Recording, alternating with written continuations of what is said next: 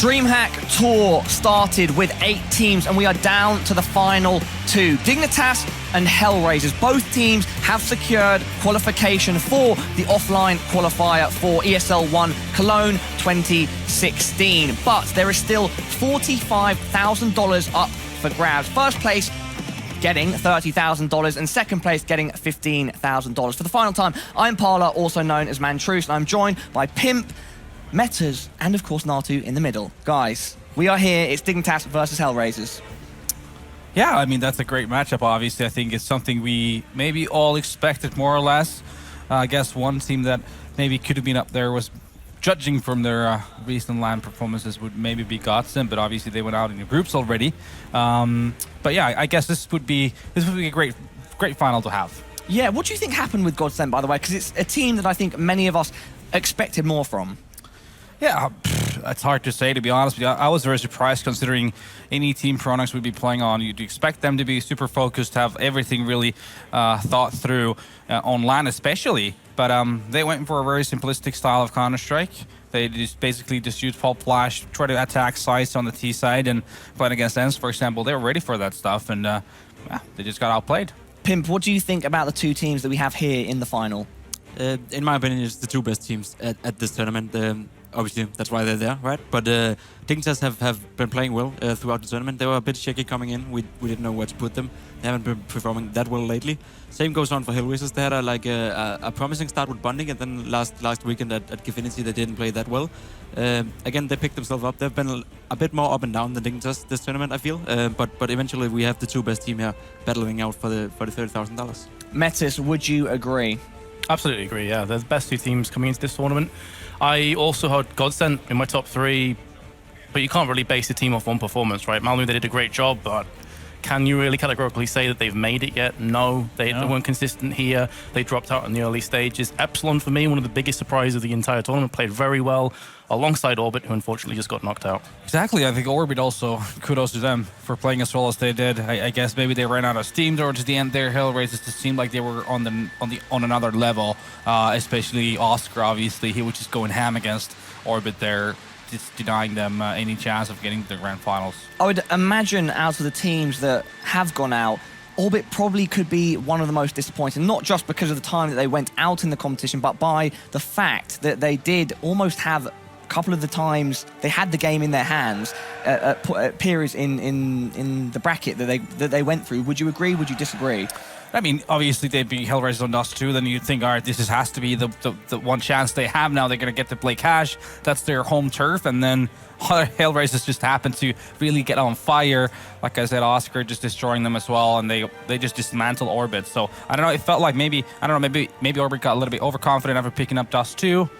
I'm not really sure what happened then, but yeah, just the European team was just way too good for them in the last 2 maps. Pimp, what's it like to play at this level of competition, playing in this sort of situation? What can we expect from the teams? I think we can expect both teams to give it their all. Like one thing is playing for a spot at the major. We talked a bit about it before, that there's a lot of pressure on. Now both teams have made it. Both teams have gotten what they came for, basically. Yeah. I think the pressure, like the overall pressure, is released now. But I think that we have 2 teams that are hungry to or eager to show that they're the better team of the 2. Also, you have to count in that this is a tournament. Like you do crown a winner, and you can't say that you won your first international event if you went on to win this. I spoke with the Dignitas guy like 10 minutes ago, and like they've never won an international tournament, any of them, in their life. So like claiming this one would be huge for them. So I'm sure they at least will go in 100% to win.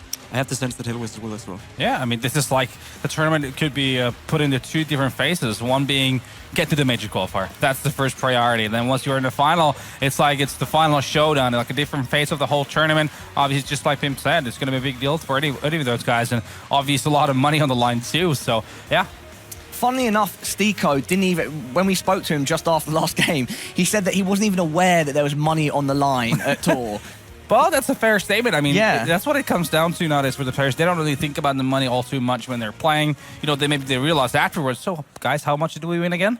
It's just about a matter of the winning the cups, winning just winning the championships. That's what it is all about. The prize of winning is way beyond more important than the money itself. After we spoke to him briefly about that, we kind of, well, I teased the idea of, at this point of the tournament where they can relax a bit and maybe throw some curveballs into the mix, could they pick some maps that we haven't seen at all ever, such as Nuke? I wouldn't expect so. I think MSL's been tweeting as well a lot how important it is for him to win. It would be a lot of that mental block, I think, lifted off their shoulders now that they will have their international LAN under their belt, if, of course, they take this. So I think, no, it'll be back to serious business. I think we'll see standard maps coming out. I'd be very surprised. I actually bumped into Rubino just a few minutes before we went live, and I said, do you think Nuke's on the cards? He was like, absolutely not. So if it comes up now, I'll be very surprised. But it's up to HellRaisers, I believe, because Dignitas have to remove Dust 2 against HellRaisers. Like, that's true, yeah. Dignitas don't play Dust 2, and they haven't been playing for a while, and HellRaisers is a notoriously good team in Dust 2. So if Dignitas were the smart guys, yeah, they would remove Dust 2 and count on HellRaisers not picking Nuke. And you heard Stugo in here before, like, he said the pressure for off, so maybe a little surprising Nuke pick from HellRaisers could be on the table. Yeah. There we go, the crowd getting wild. Good to see them. We've got a nice little turnout there and a great setup on the stage. We're just waiting for the players to get completely ready and ready to face off against each other. Pimp, can I get a player's perspective on the map veto process in a specific situation like this? I completely see the logic in what Meta said, but is there that chance that these guys could, you know, just push the boat out and really try something different? Any of the teams? I think if a team were to try something different, it would be HellRaisers. I think they have the, you could say, balls to make such a move. Whoa! Yeah. Well, no, I'm kidding. No, sorry. But yeah, Dignitas again. Balls is okay, it's fine. I know, of course. Dignitas could also show balls by leaving Dust 2 in and playing Dust 2 against HellRaisers. I know they've been practicing it lately. It's something they were forced to do due to Inferno being removed, one of Dignitas' strong maps. So, like, either team have the chance of showing balls to each other individually. Oh, well, okay, Pip, all right. I know balls the first time round, few first times. The context is very important. Yes. That sentence, if anyone were to like just grab that sentence on its own, it would be an interesting thing to see. Sorry, but I don't mean that to sentence interrupt. on its own. Yeah. Right. I see where this is going. I know. Anyway, Pimp, please continue. I'm sorry, the balls got to my head. Yeah, both teams can show the other opponent a bit of like strength going into the veto, right? Balls is just a good word. Strength is quite. To be honest with you, I think it's going to be quite straightforward. We're going to see a Dust 2 ban. We're going to be a Train ban come in as the first 2 bans, obviously, and then. Yeah. Question is if HellRaisers is going to pick New. That's up to HellRaisers. Yeah, okay. I don't think... I think Steeko was just saying it to have us along, just have a bit of fun with us. But I did feel that there was like a slight hint of truth to what he was saying, that they could YOLO it and try it out. But I'm slightly doubtful, Natu. Yeah, me too, actually. I'd rather see them pick something like maybe Overpass, so map they like to go to, maybe even Cash. It's a map that Dignitas hasn't really shown much strength recently on. So I would pick maybe one of those 2 maps if I'm HellRaisers. We've seen very little of Overpass in the tournament so far, if I'm not mistaken. I'm not sure I've seen it once. We haven't seen it once. We haven't seen it once, exactly. We played it once. Oh, yeah. you played it once. Yeah. But it was, And was that off stream though? Yeah. Yeah, probably. Okay. It was. Did you? Okay. All right. yeah, And yeah. no. That is not what I was going. I was not going down that road. Did you win? No, I was not going down that Good road. boy, Power. But for the record, though, in a way, us guys on the desk are quite smug that these guys went out, because I think Pimp's been doing great work here on the desk, and having that player input is really, really good. And so, Overpass then, do you expect that could be a HellRaisers potential pick? No, I don't think HellRaisers will pick Overpass. If Overpass will definitely be in the pool, it would be a great third map, for example. Even Dignitas could go on and pick Overpass. Dignitas are very confident on Overpass. I'm pretty sure that HellRaisers will pick Cash if they don't pick Nuke. Cash is not a map that Dignitas has been good on lately, and HellRaisers feel pretty confident on Cash. Maybe they will pick Overpass because Overpass has been removed against HellRaisers in pretty much all the matchups. Orbit was the instant move. Yeah. So maybe they're like feeling, okay, let's try this Overpass, even though they know that Dignitas is a very solid Overpass team. Again, it's to me there's a lot of questions as this veto. It could go both ways. We're still waiting for the players to sit down. What are they doing? Standing up? That is absolutely ridiculous. Stretching, obviously. Stretching. What? Well, that is such a topic of the moment. Stretching, hand, elbow, shoulder health. Yeah. Have we got anything that we can do? Maybe any sort of recommendations on the... This is getting out of hand, Paula. Out of hand. I like it. Very good, very good. Metas, do you have anything that you'd like to add at this point before we go into detail in the player, onto the players when we present each team? I saw Pimp break there into Oh, the players. no. All right, Oh. we're carrying this forward. Sweet. We're not all these carrying it Freudian forward. slips. All these Freudian slips. I love it. I don't really have much to add, to be honest. I think HellRaisers coming into this obviously have a lot less pressure on their shoulders, but it depends on how they want to look at this. Do they want to look at this as another one EU minor in a row after taking down the last one? Obviously, for Dignitas, first ever international LAN, and a pretty big one at that, is very much a statement to say, okay, we're back on board. MSL had his statement, on Facebook or Yes, Twitter. I can't remember. quite which one it was. impassioned, long statement. Yep, so it'd be great for them to bounce back and get a big result at a decent-sized event straight afterwards. So, obviously, the majority of the stress is off their shoulders now. They've got themselves to the offline qualifier, but there's still a long way to go for both teams. Yeah. So please, Nasu. Yeah, I mean, between these teams, they've met up one another this year 6 times. Stevo just most recently, that was the Dignitas, came out on top. Also the Malmö qualifiers, and then going back all the way to DreamHack Leipzig. And out of those, I think 7 maps they played, 6 of them was won by Dignitas. So in those terms, I guess if you wanna look at the big picture, might be weighing towards Dignitas. But then again, obviously a bit of change has been happening. HellRaisers is picking up Bondic just quite recently. So not sure how that's going to change that dynamic. Have you been speaking to your Danish brothers on Dignitas at all in between their last match and now? Yeah, I spent a lot of time with them after the first game. We went out eating, so they were really relieved securing the majors. But I don't know if it's a Danish thing, but we talked about it before on the desk. There's such a big pressure when it's about a major. You just mentioned the word major, and us Danes just get all chilled up, and usually we choke. This time, Hopefully you didn't choke on your lunch. That would have been very, very bad. But yeah, the pressure is off them now. I feel that Nato said it right, and Metus never mentioned it as well. Dignitas want to win an international event. Any of the players haven't done it before. Himself have been a player on the scene ever since CS:GO came out. He does not get a better shot than this tournament. So now is the time. So how badly does someone specifically MSL want to win? I mean, you know the guy personally. We're not going to pry too deeply into exactly what he's been telling you or whatever, but can you shed some light on what's going through his head at the moment? He want to win bad. He's a player that spends a lot of time on anti-threading. He's a player that lives through the game. His whole life is basically built around the game, as a lot of us players are. It's a full-time job. It's a full-time thing we do. So he want to win, and I have the sense that the HellRaisers guys want to win as well too. Obviously, I don't know them as well as I know the Dignitas guys, but I know that MSL, which is a great example, is one of the players that wants it the most. All right, well, why don't we take a look at the map veto? This conversation, I feel like at any point we say something, it's a near euphemism / whatever. Anyway, map... Innuendo is the word you're looking innuendo. for. No, but it's not... Innuendo, mate. Oh, God. Oh, God, Metas. Run us through this map veto. Well, I think we've already kind of discussed which maps are likely going to get banned out here. We've seen HellRaisers time and time again, just not really living up to the hype that I've had in my own mind. I feel like this is their moment as well, maybe to break back and just say, look, the earlier results were pretty dire, but this is what we have to offer. I have to say, though, Stiko in particular, I think, needs to step up to help Oscar, because I don't know if you saw it, Pimp, if you're eating with Dignitas, but he dropped 33 kills and they still lost the map on Dust. So it goes to show how much he was carrying. Anyway, training Nuke. Dignitas actually banned Nuke. This is what Rabina said to me. He's like, absolutely not. So he I guess he literally meant that they would refuse to play it by banning it. So I guess we're going to be seeing Dust 2 Blade then. That is playing a huge favor into HellRaisers' hands from the beginning. Surely. What do you think the thought process is behind banning Nuke? They just don't want to. They don't want to play it. They just don't want to risk HellRaisers doing what Stiko said to us earlier. Yeah, I think so. Oh. Yeah, definitely. Especially Config is a big opponent against Nuke. I think he had a finger. He literally didn't want to play Nuke. But it just goes to show again how serious Dignitas are taking this. Exactly. If there's any doubts, not that I had any, but if there's any doubts at how much they want this victory, banning Nuke instantly, leaving Dust 2 open.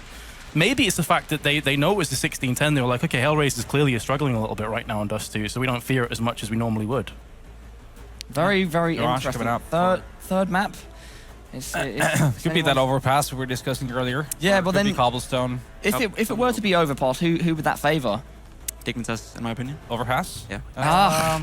There we go. My favourite map. Let's go, boys. Yeah, it's a tough one. Slightly Dignitas, you would say, yeah. Yeah, I'd say Dignitas is actually one of the best teams in the world on overpass. They played some very close matches against Astralis at ESL Barcelona in the time where they were also close to beating Fnatic. And overpass with Cobblestone were their two go-to maps, having Mirage as the third best. I think HellRaisers will have a really tough time if it were to go down on Overpass. Now, the curveball right now is that Dust 2 as the first map, which I see going heavily towards HellRaisers, to be honest with you. And Mirage as well is a map that they're super capable on. If you can read into the way that Dignitas likes to play, because they're very stubborn about it, and they don't like adapting on it, then definitely beatable in Mirage. So I'm not even sure. I mean, this veto actually makes me think HellRaisers have a really good chance of winning this in 2. Metas, your thoughts after seeing the veto?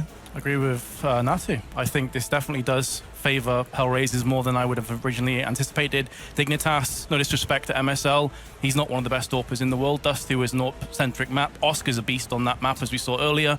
So when you have that confrontation, I can only see it going Oscar's way. I can only see Dust 2 going HellRaisers' way here, unless Dignitas make a huge play. So you're saying overall the best of 3 is leaning in favor of HellRaisers? Just slightly. I think the last 2 maps could go the way Dig, though, easily. I think this is incredibly close, right? Very hard. Yeah, I feel like the map veto's really kind of leveled out the playing field in a way. Do you agree or disagree with what your partners are saying? I agree, and I do believe that if HellRaisers were to take this win, it would have to be 2-0. I don't leave them many chances on Overpass against Dignitas, especially not if Dignitas put up a good fight on Dust 2 and then went on to win Mirage. Coming into third map, knowing that Overpass is the map, would be like candy for himself. Like he loves the map, they love the map. What kind of candy? That's the question. Yeah, sweet candy, you know. How sweet? Very sweet. Okay. Well, I mean, the thing with the HellRaisers obviously is that they haven't had a lot of time to practice Bondic. Overpass is a map you need a lot of structure on. You need a lot of set strat. You need a lot of good smokes to be able to do executes and fakes and whatnot. So I can see that being an issue. Like Pim was just saying, MSL's way of Counter-Strike is very execute heavy. They like these kind of maps where you can definitely just play around with the set plays. So I do edge it slightly towards Dignitas if it goes to a third map, but I can see this going down in 2 for HellRaisers just as well. HellRaisers on Mirage, can any of you elaborate on their general skill on that map? Oscar? Other than just pointing out I am just Oscar. saying, seriously, Oscar. He's everywhere on the map, and that's like the definition of an world-class AWPer is that, oh, he's in city spawn. He just destroyed us when we came up on slop. Then we go B apps. Oh, he's in B apps now. He's destroying us. Oh, he's in connector. That's the mobility of an AWPer when he can be like that, and he's always having this read of where to be.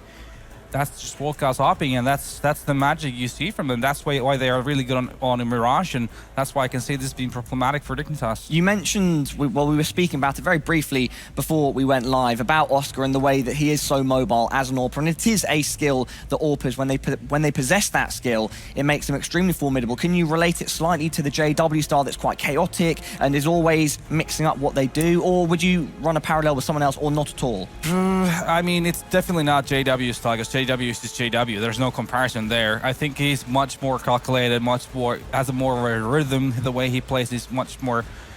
Slower is not the right word, I guess. But he's still unpredictable at the same time. Yeah, exactly. But once he commits to something, he's just so stable. With Oscar, he's like this weird hybrid. That's what makes him so unpredictable. Yeah.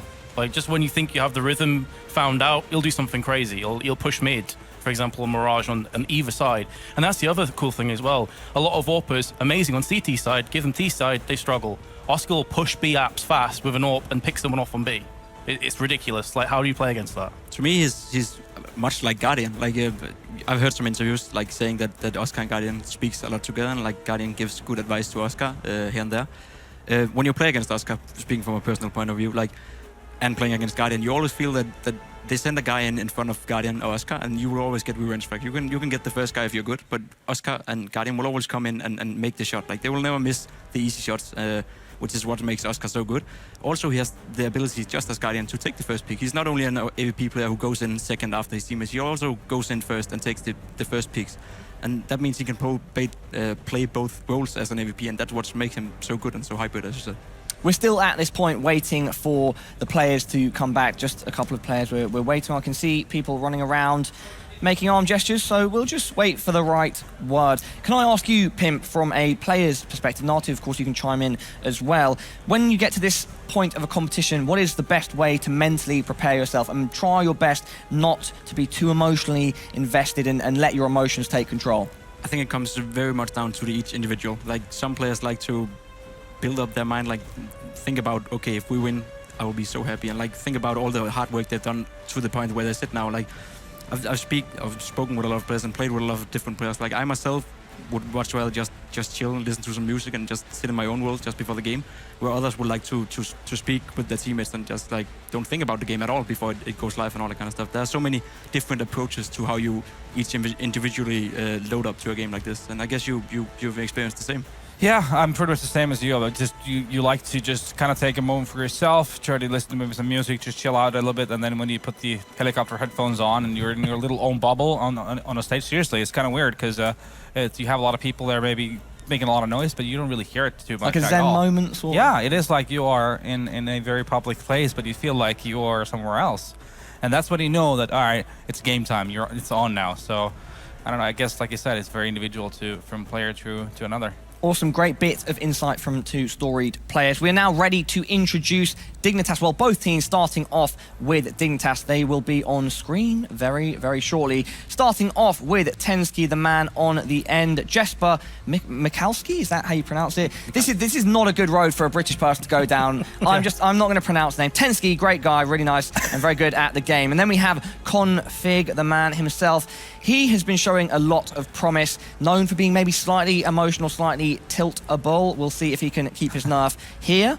Then MSL, the man that put out a statement recently saying that they're ready to go now and that they will hopefully turn around their fortunes. The young gun, the man that many are talking about, Kiebi. He is firepower personified. He is extremely good at the game. Can he also have a good performance in the final? Then there is the steadfast Rubino, of course. He is known for his consistency, and we will see if he can carry that on into this final. I think we should move on to HellRaisers after we look at the crowd who are anticipating this final indeed. Zero, who we established is extremely young, 17, even younger than Kiebi, and also showing a lot of promise. Angel, he's taken off his HellRaiser jersey. He's done. He just wants to play some Counter-Strike. He's ready to go. He looks got a lot of stash, by the way. Yeah, exactly. Very, very focused. And that's Mark Vinter speaking to Stiko. I hope that there aren't too many nasty things going on the computer side of things. I'm sure our admins will be on it. Oh God, no, he's shaking his head. Move on quickly. Move on swiftly to Oscar. Now, this is the choice man on this team. This is the guy that everyone is talking about. He has drawn a lot of attention to himself due to his LAN performances on HellRaisers and his individual play on things like the FPL. And then finally, Bondik, who has recently come over from the old Flipside squad run by Blade, and he is trying to find his feet in this new lineup. It's a cool team, by the way, HellRaisers, how they talk in 3 languages, and it's a really cool hybrid there going on there. But I guess the player you want to mention on HellRaisers' side has to be Oscar. We've been talking about him all weekend, but, well, I mean, he's such a good player, you have to say. I mean, he's sitting at over, I think, plus 880 in frags right now throughout this tournament. He just went like 78 kills, 35 deaths in the previous best of 3. When you're throwing in numbers like that, I think it's justified to talk about you.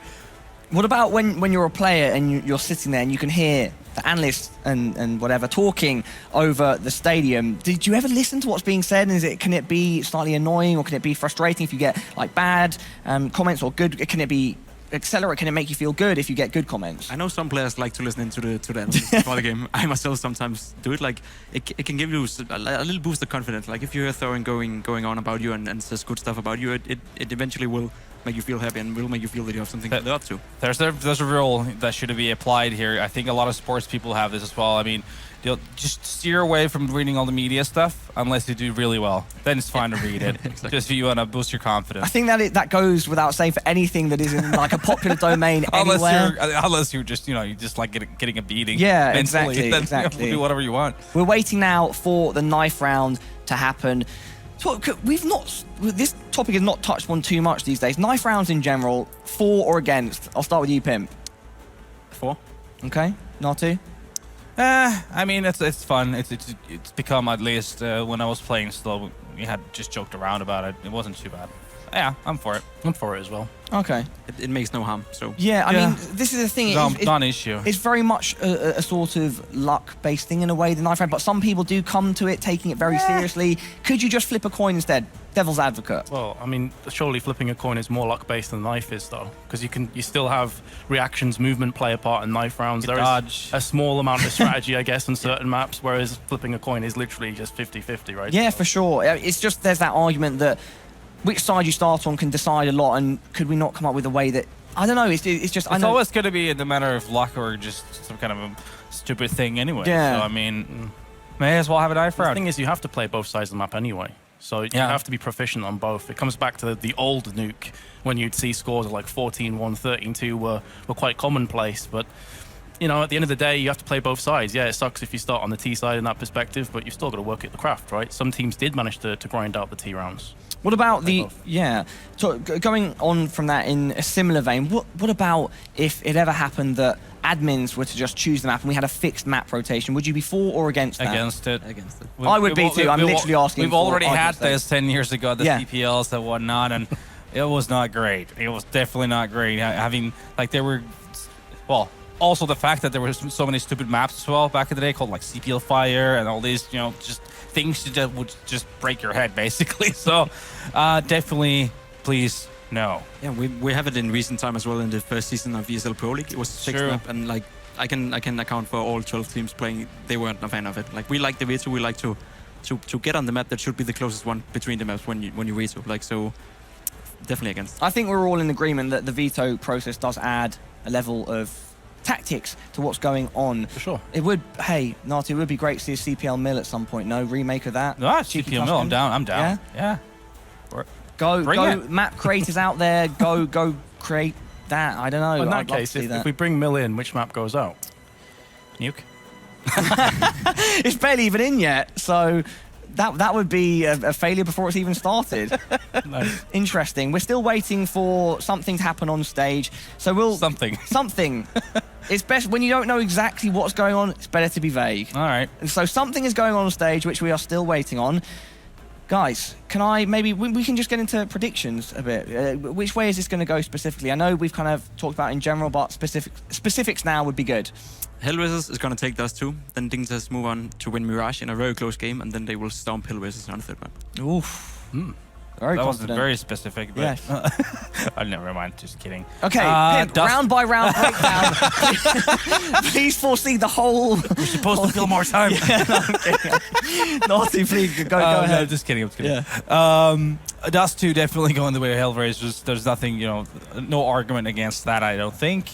Like I said, Mirage can be a handful for Dignitas, and knowing their mental fortitudes are not the best off. They seemingly just break under these situations, so I'm just gonna say 2-0 for HellRaisers. Metas? I agree. I think Dusty will go HellRaisers. Bubble was one of the determining factors as to why HellRaisers ended up losing that against Orbit. I don't see MSL, no disrespect to him, beating Oscar in confrontations. I think it'll be 2-1 though to Dignitas, very similar to what Pimp said. I have had an update, and we're just waiting for Stiko to join the server. Just some minor technical difficulties. Minor, of course, European minor. Completely coincidental. No pun intended. Got him. No pun intended, but the pun came through. I don't know. There's no other second half to that. I was waiting for the punchline. No, there wasn't a punchline. The pun intended, nothing comes after it. Pimp. Yes. Tell us a bit more about Dignitas, the details of the team. Kierby, how much of a factor could he be in this match? He has to show up. Like, basically, we have Kierby going up against Oscar in this match. We have the two best players of the tournament so far. I guess Bubble is third best, but basically the two best players of the tournament so far. The two players that have been the MVP for their teams. Whoever of those two shows up for their team, if not both, will probably have an edge already going into the game. I think Kierby will perform well. Like, it's also like, it's new for him to be this good. Like, it's not more than 3 or 4 months ago that you thought of him as a talent that never really broke through. A final like this in an international event would be a great game for him to show up again.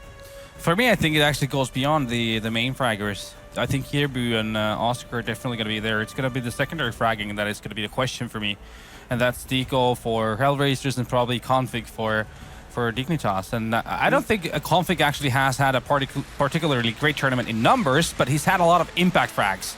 So if he keep that up, that's great. On the other hand, Stiko's actually been, the man here has been putting up great numbers. Who still looks slightly uncomfortable with what's going on. And he's taught, okay, he's Well, he's got his headset on. Well, Angel still hasn't. Angel's actually rocking the Superman shirt. That is pretty nice. Maybe he's feeling like Superman in this final. We're now looking at MSL. But is he the superhero we deserve? I don't know. Is he the superhero that HellRaisers want? Probably. Or is that Oscar? Should they switch shirts mid-game? Well, we should, yeah. Oh, and there we go. Beautiful shot. Thank you very much. Looks like he's been around the block a few times, doesn't it? Yeah. He's had quite a few washes. Well, I mean, he's been working away in HellRaisers. How long has he been in HellRaisers for? It's got to be Long 2 time. years plus. 2014 at some point. Okay, around 2014. Yeah, about 2 years then. Can't get an exact date on that now. Stage looking great. Rubino, oh, look at that lovely little flick of the hair there, just coming down. He's definitely done that on purpose. I know Ruben quite well. He loves it, and he's ready to go. He'll be relishing this opportunity because Rubino is very competitive, but he's also not in a negative way. Like he lets his character out there, and I think he definitely likes to win and do it emphatically, and he likes to come and talk to us after. That's why he's one of the people that always comes to do interviews.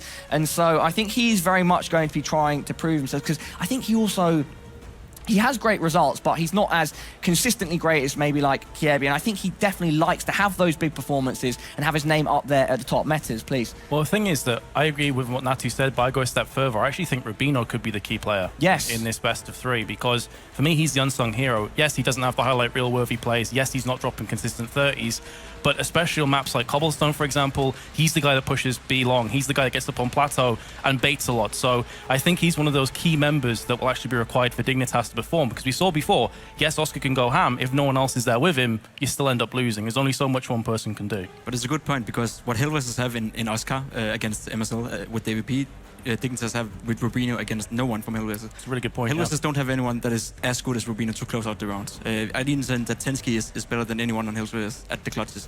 Oscar is a great clutcher, obviously, but he's also the AVP player. So if you put him up against MSL, you give it a clear edge to HellRaisers in that respect. Other way around, if you put Rubino up against anyone in a clutch situation with HellRaisers, he'd win big time there. So like, it's two different things that might come in and play together and could decide the match. That's it, yeah. What is it that makes Rubino good in those situations? Is he able to keep his cool? Yeah. Is it the way he thinks with regards to what's going on? The game. I think it goes hand in hand with his personality. He's super mellow. Like, doesn't stress too much. He's just, he has this target in his eyes. He knows exactly what he's doing, and it's all about just executing that plan he has in his mind. And yeah, that's the way he rolls. It is indeed Rubino, the way he rolls. We are still just waiting on Stiko and just whatever issues he's having out there, technical issues. Again, not exactly sure what it is. The crowd, we're hoping that they're going to get loud and enjoy this. We really appreciate them coming through. Of course, it's been a great event so far. And he's showing something. Man, with that mustache and that pose. Exactly. That's a meme in the making. Internet, Twitch, make it happen. Oh, but look at this. They've got a new stand-in. I think that is Eric from the admin. No, it's not. Okay, that was wrong. Stiko is, in fact, still playing. But also, I guess something to talk about here is their coach, LMBT. Guys, surprise twist. The final is going to be a Hearthstone tournament. It's not CSGO. No, it's not. It is CSGO. And we won't be playing Hearthstone. But again, HellRaisers' coach, LMBT, is quite vocal, actually. I was sitting behind them watching the match before against Arbit, and he's very vocal. He's making a lot of the calls, helping him out, calling out where the opponents are, and doing mid-round calls. He has the objective view on everything. He knows exactly how many nades everyone has, and makes some decent calls. Do you have any history on him? Because he's not someone that I think many people know about. He used to play 1.6 way back in the day. I think he was a part of teams like A Gaming. I think he may have actually played in one of the 1.6 HellRaisers lineups as well, if I'm not totally mistaken. But yeah, being a part of the CIS region for a very long time, played with some of these players too. I think he's played with Angel at one point. Talking about coaches, Dignitas, MSL is, I'm not sure, the impression I get is that he's not really fond of the idea for them. I think he was actually talking about in his little write-up on Facebook that they are actually looking to get a coach. Okay, I'm sorry. Quite soon. Originally, it was the whole Summit versus MSL Yes, thing, sorry, right? that's what I was referencing, but then I forgot. In the Facebook post, he did say we're in the process of trying to find someone that fits. I think maybe a couple results, couple events in a row kind of gave him the kick up the backside he required, and maybe made him look at things a little bit differently. But he's still going to be in charge. He's still going to be calling the strats. He's still going to be the mastermind behind Dignitas for now, at least. So it's his moment to step up, man. He will continue being that, though. I think if they were to bring in a coach, it will be as a help to himself. Like he would never give up the full responsibility to a coach. Do you think that's to their advantage or to their detriment? Because I feel like as the sport develops, as Counter-Strike Go develops, that having that sixth person standing behind you who can have the overall image of what's going on and not have to concentrate on the physicality of the game, having to aim, having to be there and present necessarily in the game in the moment. Yeah. I think MSL is one of the players that can handle that. I think MSL is good enough individually and is calm enough individually as well to maintain both roles without it harming his play or his team. I could see for some teams that are fixed men, as a caller, like Navi, for an example, does it with Starix, but you have to remember that Starix has been playing Counter-Strike for 10 years plus, probably, and played CSGO at a very high level too. Like, there are no players or any persons in Denmark that could go in and take that role for Dignitas. It should be the perfect match if they were to leave that responsibility to the sixth guy. And as long as there are no one, it's not even something they want to consider or think about. And neither should they. Like, it should be the perfect match. It should not just be something they think could be a good idea or maybe try out. As long as they don't know it's the perfect match, they won't do it. So maybe a setup the way LG do, where Fallen is the game leader and then Zeus is behind them, who gives the support and maybe some additional ideas. Maybe. I mean, there's a lot of different ways to set it up. I mean, yeah, Threat is one example where he's worded to the law and he's going to make every single call pretty much, well, for the most part, and whatever he says is going to be the final word. And then you have more like coaches that are not as much hands-on, but they will go through the game plan prior to the game, and they will keep some tips here and there. So it's all about just making the dynamic to work in a way that fits the team. Basically, is what Pimp was saying as well. The final player is joining up, so we are almost ready to get this final underway. We have to wait for the knife round, and then we will begin. Can we get the prediction just go over them one more time in case anyone forgot? You said just go with it. Just roll with, please help me. Please. I got it. Yeah. HellRaisers is gonna win Dust 2. I think Dignitas is gonna win Mirage in a close fashion, and then they are gonna stomp HellRaisers on Overpass as the third and deciding map. There we go. So 2-1 in favor of Dig. Denmark is gonna get wrecked. Wow. Okay. What my man Pimp said. Okay, there we go. So 2-1 in favor of Dig. You're thinking 2-0 to HellRaisers. Yeah, that's the option they have. Yeah, Meta's 2-1. Yeah, I completely agree with what Pimp said. I said before, Dust 2, I think there's going to be too much firepower on Oscar for Dignitas to be able to deal with it. No one can really stand toe-to-toe with him on that map. We haven't seen him yet sort of crumble on LAN, Oscar. I'm sorry, the knife round hasn't really... Get the knife down, boys. Yes, I know. It's the fastest part of the match. But going back to what I was saying, Oscar, as of yet, there are some stats out there. I'm pretty certain he's still at this point. But on LAN, he's not had less than a 1.0 rating, I think. Something pretty crazy like that. And we haven't yet seen him kind of crumble on LAN, is what I'm saying. Could it ever happen? Surely, there's no way that someone can be a perfect player forever, let alone in a LAN environment. Obviously not, but when the team is basically built around you, that's one thing. I mean, the way you have Guardian Navi situation as well is very similar. So obviously, he's going to have his room, and everyone's going to play for you. And it's very rarely you're going to see when there's a player as talented as him and the team is built around you, that he's going to have any bad statistics, really. It's quite simple. It's quite simple. Nice. Simple from the similar region. Hashtag not new simple. Oh, yeah. I mean, let's not even. We don't even know what's going on with that right now, because currently... We don't want to know, really. Oh, really? Don't care, mate. Okay. Yeah, fair enough.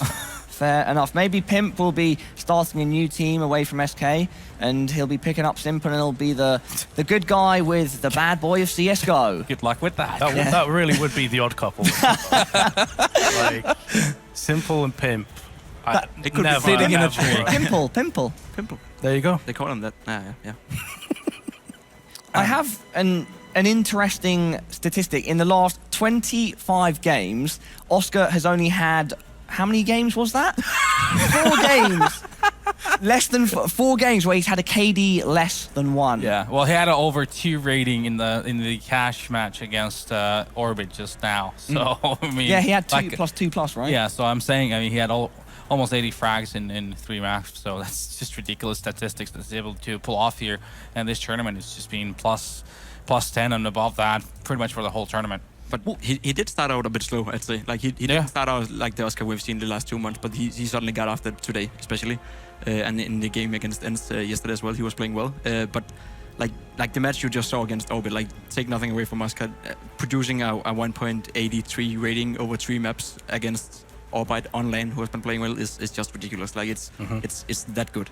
Take nothing away from that. This must be one of the longest knife rounds of all time, if it is in fact going on. Is it one of those ones where it's got like the 60-minute time limit and there's just 2 people running after each other? I don't know. Probably. I'm not entirely sure. Or maybe Stiko is feeling uncomfortable again, something technical issue. It's something like, to do with Dignitas, man. Just like we survived the EU minors. Yeah, exactly. It is something to do. Mate. It's something on the Dignitas side of things, and so that is currently being solved. Thank you very much for bearing with us. Can I ask you guys, as former player and a current player? I've actually forgotten my question, guys. It's actually completely gone from my head. When you're in a situation like this, where you get to a final, is it most important that you have that one player that's firing off on all cylinders, or is it more important to have everyone playing at an okay level and it's the 5 that come together as a team? I'd guess that every team would say that they want the 5 to be together as the team, like, and that is initially the best way to win, but it's not always that's the reality. And like I'm pretty sure that none of these any of these teams would take one of the other. Like if they have one player going off and winning the game for them, I'm pretty sure they would be happy with that. And if they can win the game by playing as a team and producing well numbers as a team, they'd be happy with that. Like, it's not something we think about at all. Like, we try, every single player try to go in and do their best. And if that means that they're going to produce a 1.80 rating throughout the game, that's nice. And if not, and you're losing, then it's not. Like, it's a tough question. Yeah, well, rather than me pose more tough questions and search for abstract topics to talk about to fill time, we will take a break. Thank you very much, though, guys, for your input.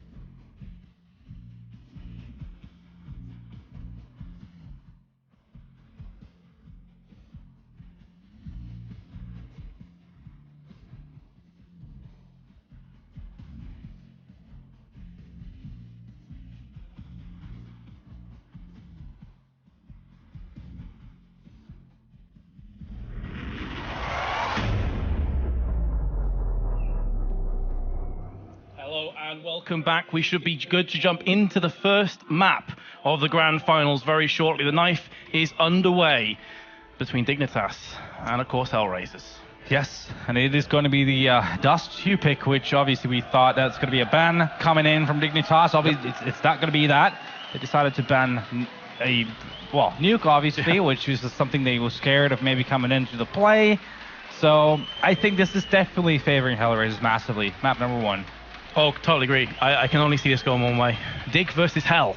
This could very well be Hell for Dignitas on Dust 2. That's the very Especially if Oscar shows up as he did earlier. Now, that's the issue, right? If Oscar does really come to play the way that he has throughout the tournament, I think that's just going to be way too much for Dignitas to handle on Dust 2 specifically. A map that has a lot of long-range battles. A map that really does favor the Great Operas. So I think it's just definitely only one way that this map could go. I think it's going to have to be pretty execute heavy if Dignitas want to get anything out of this. The likes of smoking up through mid, trying to neutralize any vision. Yeah, and also the problem is that HellRaisers really likes their aggression on the CT side, so they don't really give you a lot of room to do your executes, be really methodical with your gameplay. Instead, you have to be really, really passive on your T side. Just let HellRaisers do all the aggression, and then get the kills before you are actually trying to enter a bomb site, because you're never going to get to it 5-on-5 for sure. So, as we're just peering over HellRaisers, there is the man in question, the Czech Oscar. They're playing for, other than the spot in the offline qualifiers that both teams already have. They've already established that for themselves. Dignitas still kind of chilling out, I suppose. We had like 30 minutes of issues, so hopefully they're good to go pretty shortly. Yeah, you'd think so. At least it seems like the crowd is getting ready for it. Having their thunder sticks and making noise there, so this should be a good one. I'm hoping we're getting into Dust 2 momentarily. Here we go. It's going to be DE Dust 2, like I said, as the opener. And that one, they both agree, will probably favor HellRaisers, but you never know what's going to happen. It's going to be the pistol round. HellRaisers starting on the T side, taking the toss on the CT. One of the reasons CS is such a beautiful game to watch is because it can be so damn unpredictable. So we've given our predictions, but who knows? Now we're going to find out the answers to those questions. They are just predictions. Rubino is going to come out. Catwalk, hello. First 2 kills going the way of Dignitas before Oscar manages to retaliate. Very nice opening picks. Dignitas. Kirby is pretty low. Bondic with the Tech 9, and there is the frag from Oscar. Very nice shot onto MSL. Brings it back to all even. The bomb's still in mid. Stiko is having a quick gander through on B tunnels, but hasn't spotted anything just yet. Kirby, I think, just saw a head popping up from Xbox. Hasn't been able to land the shot just yet, though. Config's going to be getting a kill there in double doors, though, and he keeps facing, gets the second one on Stiko. It's only Oscar left right now. He has that Tech 9 in armor. Is he going to go all raid boss here? Oh, what a nice shot onto Kiryu as he's falling back all things. Now he's got 1 to his left, but it's going to be Config. A little bit too much for Oscar to handle, and that's going to be the pistol round going the way of Dignitas. Looking hyped as well. Great way to start things off. And when it's Oscar in 1v2, man, you just wonder. You're thinking, he's got a Tech 9. Is he going to do it? He got a beautiful fadeaway headshot. Right, that was all. He's going to get out from that round. Into the next one we go. We're going to see a mixed bag of weaponry. 3 SMGs, 2 assault rifles. And not a whole lot from HellRaisers right now. It's Bondic with armor and Eagle. Interestingly, everyone else is just saving 1 P250 upgrade made. And that's pretty much all they have. They have no grenades, so it's going to be very hard to get on a bomb site and try to get a bomb plant. Although, Dignitas is taking it quite passively on that 8 bomb site. 1 plane car. MSL, that's going to be Rubino in the safety slope right now. Oh, that nade. Yeah, that's going to make so much damage. And here comes the run boost once again. We've seen this so many times in the tournament. Rubino is going to be ready for it. It's actually going to be MSL getting the first 2 before Rubino gets a part of this. Bit of a parade going on here on this A site with Angel and Stiko, the last 2 remaining. But there we go. Rubino fends it off, and it's going to be quite 2-0 for Dignitas. I've got to say, it was a beautiful incendiary that was thrown. They've seen that run boost so many times from Catwalk that as soon as it happens, Rubino just pulls away, tosses it down, and says, "You can't pass it." Yep. So everything you've just done has been for absolute naught. Very well played indeed from Dignitas. Here comes the buy though. Scout for Oscar. In this situation, you would expect nothing else, really. And, well, he tags Kirby, so there you go. Obviously. Why wouldn't he, right? Look at this aggression, though, from Rubino. Got a teammate as well, Tensky, but Rubino's coming in. Stiko is fully aware, ready for a push right now. And, oh, there's going to be a flag from Lower Dark as well. Stiko gets the 2 kills, and Oscar as well. Tensky did get 1, but it's going to be a quick 4 on 2. Favoring HellRaisers. That aggression is not going to work out great for Dignitas. Not quite yet. They still have 2 M4s in play, but just the smoke in the hands of MSL. So from this point on, it's going to have to be flawless Counter-Strike from Dignitas if they want to pick up round 3. And it would have to be a pretty big throw from HellRaisers. MSL goes for the peak, does spot himself a player. Steve goes down to 31 after getting himself the opening 2 picks. And now the bomb transitioning through long towards A. But that's where Dignitas are going to be stacking. So this round may be not over just yet. That's going to make it a whole lot harder, though, for Config, as his partner in crime, MSL, has fallen down. He's going to be trying to hold the angle. First headshot goes down. He is one of the players he'd like to be in this situation from Dignitas. They line up for him, and he very nearly gets the double spray, but instead, HellRaisers will claw back their first round. Yeah, just great awareness from HellRaisers there, taking it really slow in the beginning of the round, nullifying that aggro push from the CTs, eventually becoming a 4-on-2 situation, pushing low on Config, trying to battle on his own, but doesn't manage to get more than a couple of kills there. Still, that's going to be Dignitas now on a force buy situation. Angel has a Mac 10. He was maybe expecting less bought from Dignitas. Thing is, though, there's no armor on Rubino and no head armor, so that Mac 10 could still be an absolute nightmare. Interesting as well that it's Rubino that's got the AWP and not MSL, so we'll see if that continues to be the trend here. He is capable of using the AWP to a pretty high level, Rubino. But when you look at the lack of grenades as well for Dignitas, I mean, this has got pain written all over it, really. Definitely, it's going to be super hard to try to retake a bomb site. That's the issue, really, right now. They're playing quite passively, rather, on that A bomb site. And 1 on Goose, 1 long, and 1 CT spawn. So the hard thing is, if HellRaisers manage to get this A bomb site, the retake is going to be very hard. HellRaisers right now are weighing their options. They have 1 in lower tunnel, 2 up cat, and basically everyone's resided around middle area, so they have a lot of options left here. And 50 seconds on the clock. Good news for Dignitas is that time is ticking down. The bad news is that they're about to be aggressed on. What can Rubino do with his AWP? Misses the first shot, that could cost him his life. Flashbang on point, but so is the smoke, and Rubino's going to get it onto Stiko. And suddenly, that pressure has been somewhat alleviated, but Oscar just charges onto the site, picks up MSL, who's on Goose, and the bomb now planted for short. So Tensky's position, pretty much useless at this point now in the round.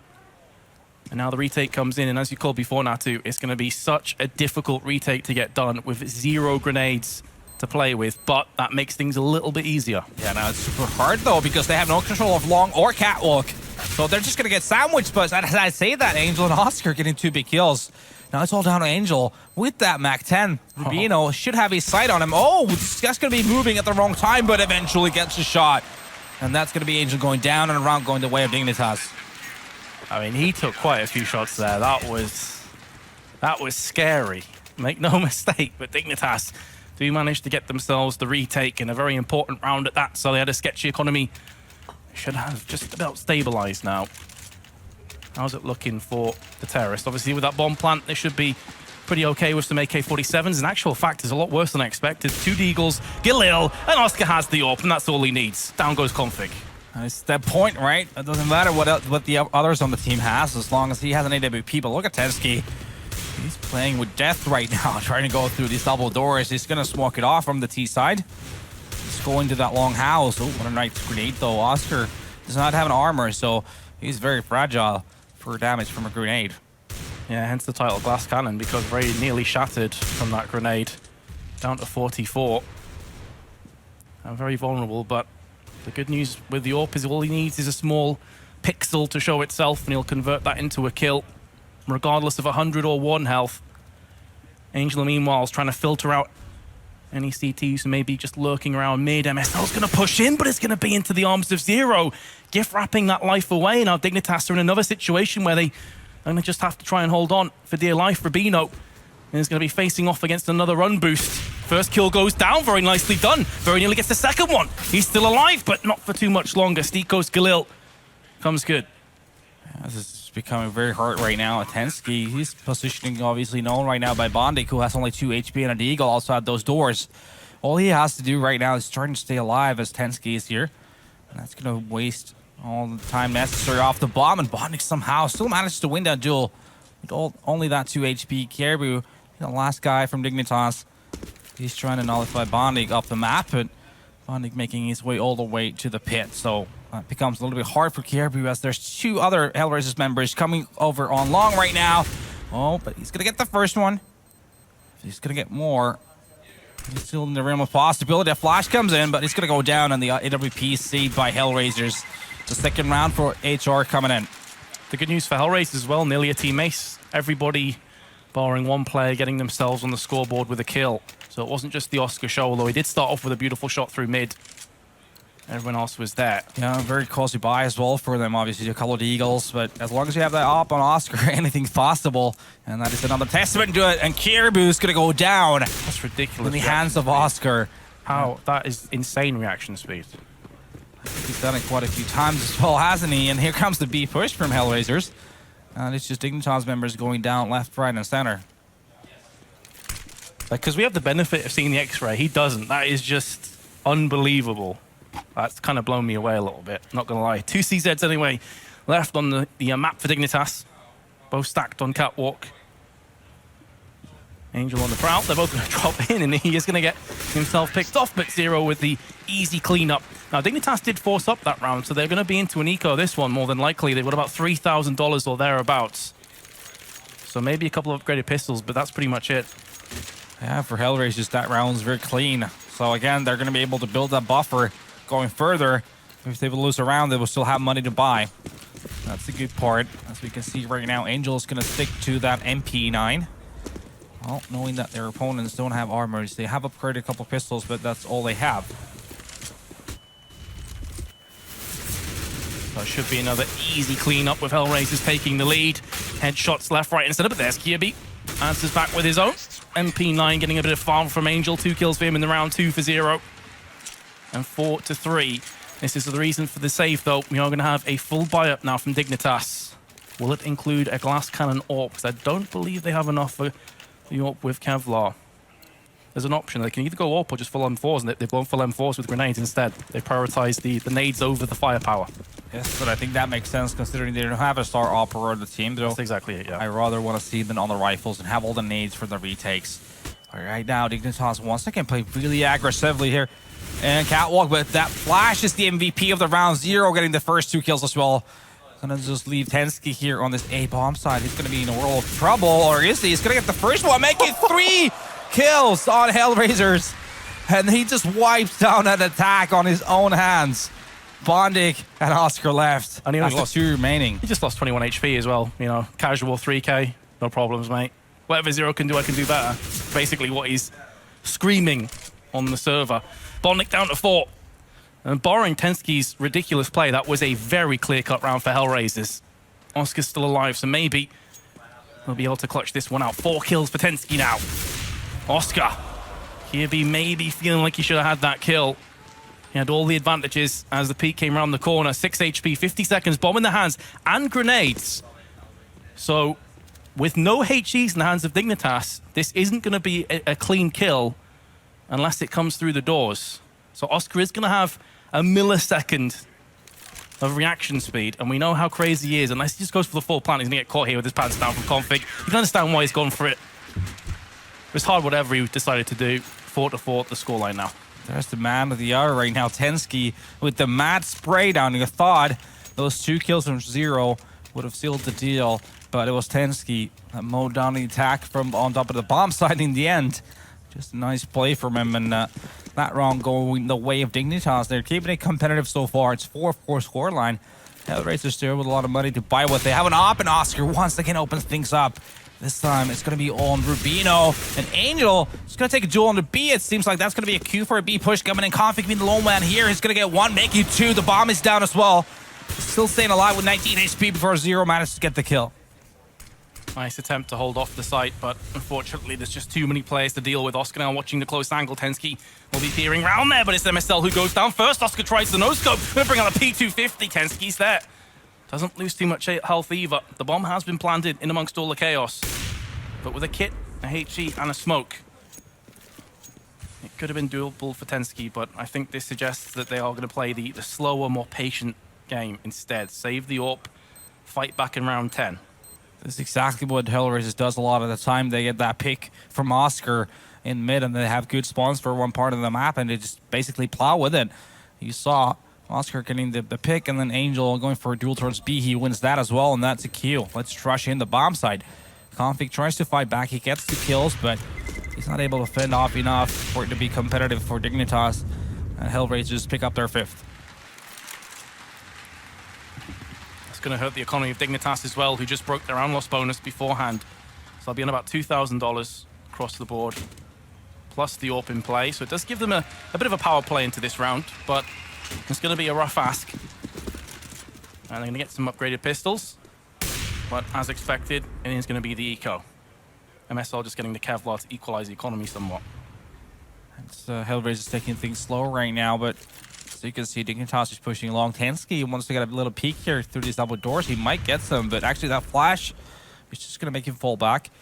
It's actually Oscar on the other side of the door. They're shooting one another. It's going to be now 3 Dignitas members around that long area. I mean, MSL is going to be the one that opens things up on a Stico, so that's nice from them. MSL is going to go for a second, actually. That's Angel going down. Now things are becoming a little bit hairy for HellRaisers. You can see he desperately wanted to try and reclaim the weapon that was dropped because of the Kevlar, but it was just too dangerous to start off with. Very well played to get 2 kills. Very well played indeed. Well, look at the stack as well from Dignitas. They are 4 members now towards the B bomb site, and as we can see from the minimap, that is exactly where the bomb is going. So this could be a massive disaster for the HellRaisers team, unless they decide to steer away from it, but not entirely sure right now. Oscar is the one, though, with the bomb. Tensky, though, he might be in a prime position right now to just take off this bomb, but no, it's going to be Oscar. Tensky was aiming slightly too high, and Oscar ducking in to aim through the doors wins that battle, and he's not going up on Catwalk, and that's going to be almost a free bomb site. Only Rubino there with the USP. Just the USP and no one low for HellRaisers, so no free frags just yet. It would take a bit of a misplay from HellRaisers to lose from this point, you have to feel, even though they are a player behind. AWP has been picked up from Kirby. 15 seconds left as the bomb is going to get planted. Bondic holding the angle. That grenade smarts onto him, down to 45, but again, it's that kind of situation where Dignitas' economy is not great, and saving an AK and an AWP may very well be worth it, but actually they're going to go in for this. They're getting the frags. It's all on Oscar. He's in a 1v4. He's picked up 2 kills from this one. And now it falls on the 2 weapons that are remaining, the AK and the AWP. Kirby's peering up, lands the shot, and it's going to be the defuse. They have a kit on Kirby, but MSL's going to claim it for himself, and I did not see that retake coming in, but fair play. Yeah, kind of weird, but I guess one of the mistakes also made by HellRaisers was the fact that Bondic was alone on Catwalk.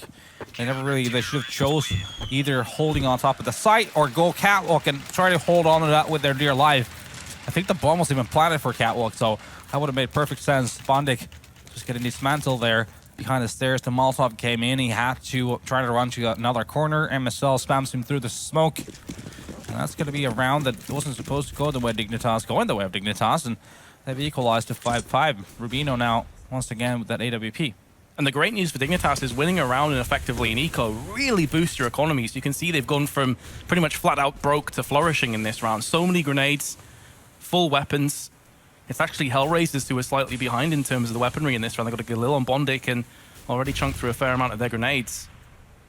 Of course, they've got more than enough firepower to put down Dignitas if they make too many wrong steps. Tensky chilling in the smoke. Bondic's waiting for a potential push. Hear the crowd getting behind them. Yeah, he's just dancing there. Oh, Tensky is going to get that one on the Bondic, so it works out in the end. And that's going to be the opening kill going the way of Dignitas. Yeah, Bondic shot first. That gave his position away, so very nicely done by Tensky. It's still pretty crazy that he got the aim right onto the forehead. HellRaisers with 55 seconds. Tensky now going to be using his flashbang to try and deter the charge. Molly's going to land behind him, opening up with the M4. Molly's a bit too deep, so he's able to actually just sit in there and just waste as much time as possible. He also has a crossfire down from another teammate who's on long, so if the terrorists don't get in soon, it's going to be MSL that will just mop them all up. He's already got one, he's looking for another one. It's Tensky that peeks back up again. That is a beautiful crossfire set up from Dignitas, but in amongst all of the action, Zero pushes through mid. The downside for him, the bomb's in pit, or just outside of it. So he has to make a long journey there, and Kirby is going to cut his journey short. Dignitas retake the lead back and forth. Great job from Dignitas. Now winning 2 in a row. I think this probably will force HellRaisers into a save situation. They probably should have just broken their economy. And sitting 6-5 obviously is, I think a lot more than we were expecting on Dust 2 from Dignitas. They're playing it quite well so far. Things opening up with Tensky getting that shot onto Bonedick through the smoke. And now, as we can see, it is going to be a save one from HellRaisers. They have absolutely nothing, just a deagle. No grenades, nothing. So even a bomb plant would be a great success right now. Oh, just for a second, I thought all 3 players would line up at the perfect moment. We're going to see something crazy. MSL with the 1 kill. Kirby finishes off when MSL started onto Angel, who popped up over Xbox onto Catwalk. Rubino's there. Nice shot in midair. Oscar gets spanked down. Too many times that run boost has been utilized now. They're expecting it almost. MSL on elevator as the incendiary lands onto the site. It stops the plant and will stop any hopes for HellRaisers to get anything done. Actually, no one dies on Dignitas, so really, really good round. Exactly, that's very important once again for their side. Now they are the ones being able to build that buffer and make sure they have the money to buy all the equipment they need to fend off the attacks from these HellRaisers here, who've been struggling a little bit for the past few rounds. It's going to be a 7-5 lead right now on the CT side for Dignitas. And Oscar on the op once again. As you can see, Angel opts to take the UMP for the sake of having all the utility he might need in this round. Of course, UMP still very much a powerful weapon. Can do a lot of damage even against full Kevlar. Zero's just waiting, playing the patience game. And Rubino comes out worse for wear. It's important to mention as well, although HellRaisers are trailing, earlier on in the day, they were much better on their CT side than they were on their terrorist side. So the best is yet to come, you probably assume. And they have some very aggressive CT strats that may catch Dignitas unawares, although I'm pretty sure Dignitas will know what's coming up against them. Well, they should do, since they're playing the map against them. But yeah, it is one thing knowing it. It's another to actually apply to your way of playing. Here comes a couple of smokes. The bomb is also making its way towards the tunnels. It's going to be an actual beat bush coming in. Oscar gets a pick on middle. Config, though, with a nice quick flick there. MSL gets one as well, but Config has been able to fend off this attack for long enough for the rotation to come in. This should be perfectly be in the way of Dignitas. MSL getting that kill, and now it becomes a 2-on-2. Angel solo on HP. The bomb is down right now, but Bondic in CT spawn could be a difference maker. Waiting for his opportunity, MSL. He knows exactly where MSL is, I think, but does not know. And there's a second guy in there in the back aside. The bomb is still lying on the ground. It's not being planted. The situation just keeps being stale before MSL gets that pick onto Bondic, and now it's only Angel 4 HP and an AWP. Yeah. Seemingly just going to be saving this. Yeah, he has to tap out this round. There's really no hope for him with 4 health getting through onto the site and getting this bomb planted. So just wants to make sure he doesn't die after time. Keep the op alive. Oscar 17-11, continuing the good form. But for Dignitas, other than Kirby, who's actually bottom fragging with 5 and 8, there's only a 2-kill spread between the other 4 players. So everyone pulling their weight other than their star player. Now, this is one of their keys to victory, is to Kirby to step up. But the rest of his team are doing the work for him. Could still be good. Yeah, definitely. I mean, it's always a positive sign if your team, everyone's equal on the scoreboard. I think HellRaisers is one of the few teams that, along with teams like Na'Vi or Mousesports, I guess, is probably the most, like, the greatest example of a team that is really just relying on an individual going ham. Same with HellRaisers with Oscar. He just has to perform greatly for his team to have a chance, and that's what we can see once again. He's on that glass gun on AWP, upgraded pistols and armors for the rest of his team. So they're definitely banking on Oscar once again to deliver. Just living on the hope that Oscar can get the first pick. We spoke at length before about how he is such an aggressive AWPer when the situation calls for it. Now is one of those times. What we may see happen is a run boost to start the force, try and get the shot out from Rubino, and then Oscar to use that bait to pick off Rubino. We've seen them do this before on other maps, and Rubino is laid in wait on the cart. Let's see if that proves to be the case. Looks like it's going to be Angel going in first. Oscar's going to be just behind. So the idea here is to bait out the first shot and then Oscar to pick up Rubino afterwards. Let's see if it works. This boost is going to be coming in any second now. There's the smoke. Here comes the boost. And actual fact, it's Angel that gets the first kill, so that's not even required. Rubino just got the hell out of there as soon as the action started off. He's on 1 health. So, wasn't even required with his bait to be set up. Angel's 1 kill did work. The M4 picked up for Stico. Wasn't expecting to push through smoke from 2 players. Angel's there for another 1 tap. And now it's down to Kirby to try and get himself onto the site where there's 2 terrorists waiting. Meanwhile, Bondic round the back is going to take down Rubino on 1 HP. And it's hungry for more. It's all on Tensky to 1v4, and HellRaisers, out of nowhere, pick up the round in style. Now, Dignitas in the last round are going to be able to rummage together a buy, but I think a couple players at about $2,000. Yeah, that's always going to be a devastating way of losing a round against the Tech-9s, but that's what it is. Close-range battles are always going to be very beneficial for the Techs, especially when you're coming up that CT spawn ramp. When you're taking it from high ground to lower ground, you're going to be the one in the advantageous positioning, defending that bomb. Right now, still, Dignitas does have the money to buy pretty much everything they wanted to. Rubino on the op once again, everyone else with the M4s, and pretty much all the utility they would need. HellRaisers, on the other hand, taking things very slowly. Not really, nothing crazy going on. Very standard so far. Yeah, quite a few drops, I think, from Dignitas there. I think Kirby and Rubino are on about 7k apiece. Here we go, trying to hold off his Tensky. We saw some magic from him earlier on in the A site with a beautiful triple spray down. A play that any player would be proud of. Rubino very close to landing on a couple players. Bondic's down to 58, and now MSL's holding the barrels. This is a really sketchy position if they check it. It's a one-and-done sort of position. But look at that catch of Stico. I think he had a grenade out. Such a lucky positioning. You let that grenade also come in, and Angel's going to be the one to trade it off. And now it's Rubino on the bomb side alone, though he does have a teammate on the long side of things, and Bondic seemingly is going to be falling back towards there. This might be a bit of a split. Oscar is going to go down to 21 HP. Nice burst there from Config. He'll fall back to the B bomb side. Bomb on catwalk for now. In a safe position for HellRaisers. They can salvage it. The issue now for them is they have to turn an eye to the time, which is 25 seconds left. Rubino has seen this a bunch of times before.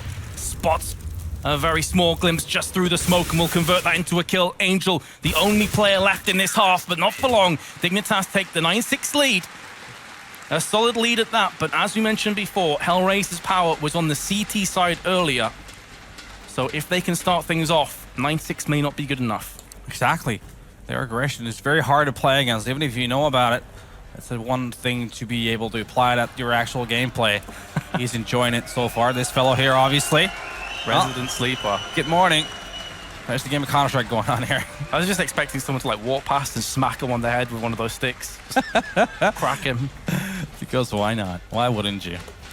9-6 scoreline. Obviously way better from Dignitas than we were expecting, but gotta remember HellRaisers is really good on that CT side. They are hard to attack against. They will throw a lot of aggression in tunnels. They will push with one from lower, one from upper. They'll have 2 guys come up through catwalk. Just all kinds of shenanigans left and right. So gotta be really ready for it. So if you're Dignitas, play it really slow to start things off. Super slow. And let HellRaisers do all their aggressiveness, and then afterwards you get to do your actual executes. So the players that typically push up mid are Stico and Angel. Angel also plays a lot in tunnels. Oscar is also a player that will go up mid. He'll hide behind Xbox looking into tunnels and sometimes actually go for the peak. So there's a lot of different elements to this attack. They often push up long as well. It's hyper aggressive. Look at Angel's position, man. This is as ballsy as you like. Exactly. As if you can talk about balls deep. Well, Oscar also has his balls deep right now. It's going to go up middle, get the first kill of the MSL. But going to go down by Kirby there. Stico also taking that duel, wins it, and doesn't fall back. It's all about the aim duels, boys. Stico getting another one. Now it's a 3-on-2, and it favors HellRaisers. Ball's got deflated, mate. Bomb in the hands now of Config. You got the USP in Tensky's. Oh, Stico, that shot on Config was tasty. Now leaves Tensky with it all to do. He's spotted one player, knows roughly where the other 2 are as well, as a result of his fallen teammate. With the bomb out in the middle of nowhere, quite literally surrounded by CTs. And the bomb being down all the way up in middle, that's going to be a super tough one. Obviously, Tensky, 55 HP against 3. It would need massive mistakes from the HellRaisers players for this to be possible for Tensky. Oh, that's absolutely it. It would be a culmination of Miraculous play, but a massive throw as well from HellRaisers to lose from here. And there we go, the drive-by headshot from Bondic, finishing it in style. So it begins, the CT Mammoth and his HellRaisers. Well, it's going to take a lot of effort for Dignitas to be able to grind this one out. Don't let the scoreboard fool you right now. Let's see what Dignitas' approach for this is going to be. It is going to be full on, full buy. They have upgraded all the pistols. They have a bunch of nades to work with, armors, everything. And their destination is tunnels right now to start things off. And look at this aggressiveness right off the get-go. HellRaisers are showing no mercy. Stico, he's going to be spotting this lower tunnels. He's got to be careful, though, because the Tech 9s can do a lot of damage from this range, as does Oscar from this range with the Scout 2. He's going to get the first one on MSL. How close was that through the wall left, hitting someone's head? That was ridiculous. Stico's going to go in for the repeat. Angel will nab that kill from underneath his nose, but Stico with the spray down, leaving Tensky and Kirby. The bomb completely isolated from Tensky, who's made moves into B.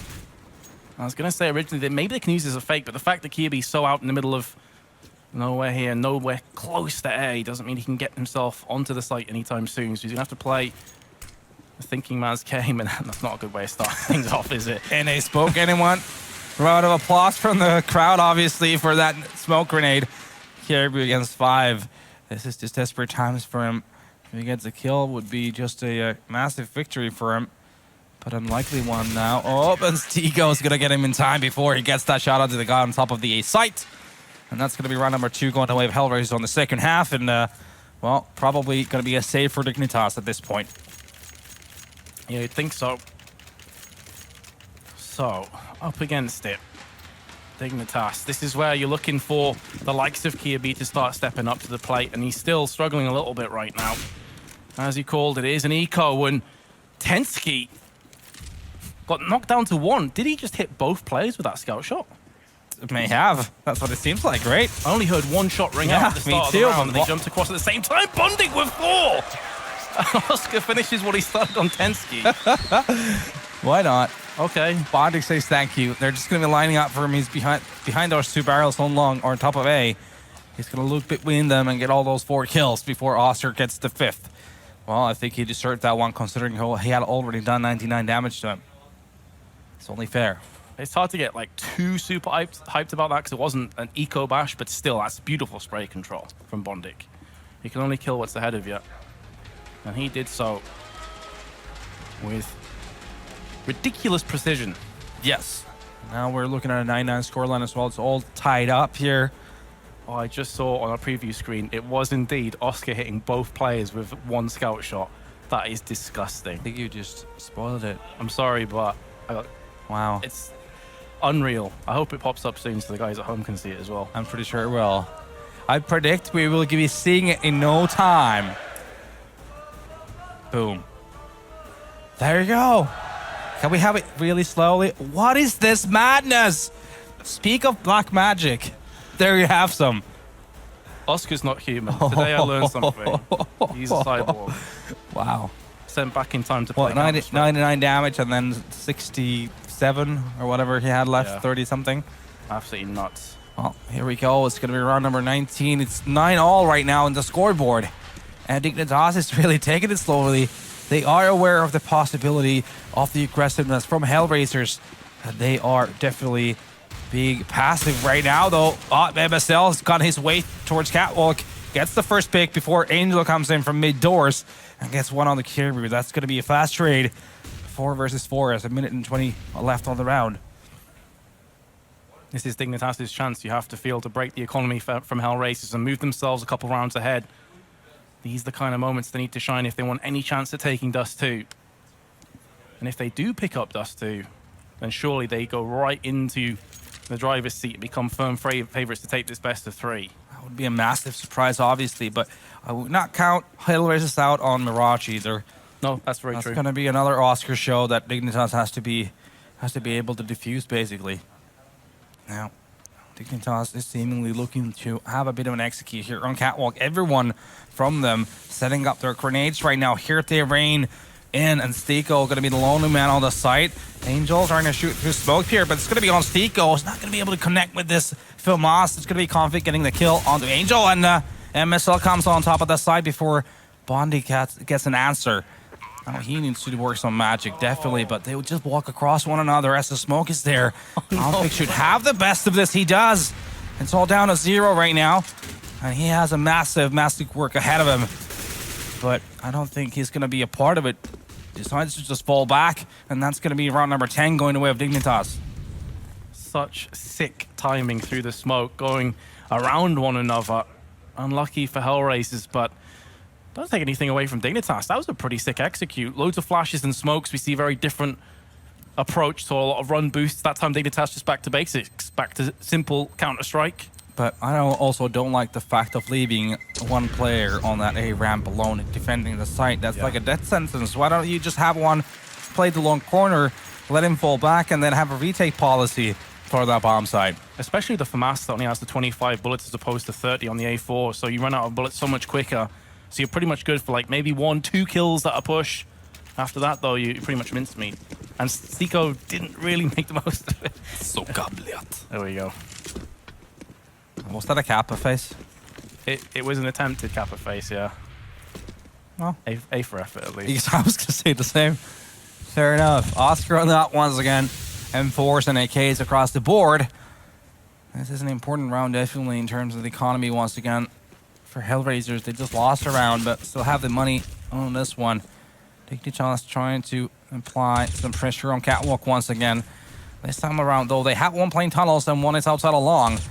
So that gives them a real possibilities of what they want to do. But at least initially, it's going to be this cat control that has been enabled. Significant nade damage as well to both Config and Kirby. Smokes on mid, and here comes a push against Zero with a double spray down, though, from the construction. And this is absolutely ridiculous from HellRaisers, not losing a single player and just battening down on Dignitas. It's all well and good that Tensty's got through onto B's site, but the bomb is in middle. So he has such a massive task ahead of him. Maybe he can take down Zero as well. On the other side of the box is just on 7 health. A bullet should do the trick. Well, the hard part is when you're trying to do a B split, when you have 3 CTs basically holding that part of the map, it's, well, virtually impossible to get a B split working. And then that's Zero and Angel just single-handedly denying that attack, and that's the beautiful trophy these gentlemen are playing for. That's the icing on the cake, right? They've pretty much got what they came here for to start off with. 30 grand, not too shabby as well to the winner. Yeah, I think it's 15 to the runner-up. Yeah, you can buy a lot of ice cream with that. Because why not? Felico for Dignitas. Should be the easiest of rounds that HellRaisers will get on Dust 2. A Deagle in play of the P250, but 2 kills have came in for Dignitas. The bomb's dropped out as Oscar lands yet another quick shot. Misses that time around, and every time he misses, you're actually kind of surprised with how well he's been playing so far. Rubino with 2 kills, throwing out the Molotov. Now, we spoke about his clutching, but very well-timed push from Stiko. Nothing Rubino can do in that position. But Dignitas made it very costly for HellRaisers. There's only 2 players remaining from that round, so that's a job well done from Dignitas for sure. Well, good morning, sir. His friend's like, I don't know this guy. I don't work with this guy. All right, then. Dignitas, what have you got in store? So Rubino was using the AWP on CT side. MSL has picked up the AWP now on T side. Let's see if he can make it work. Smokes in the hands of both him and Config, who has the bomb in B tunnels. 2 players pushing up long aggressively, but it's Tensky who gets the first kill. It's a great opening for them, especially now that Rubino gets another one to Bondig. A 5-on-3 advantage is something you should never throw away. Stiko is going to go down by MSL. Now it becomes virtually impossible. Though Oscar being alive, I don't think there's anything that is virtually impossible for this team. Impossible is nothing for this man.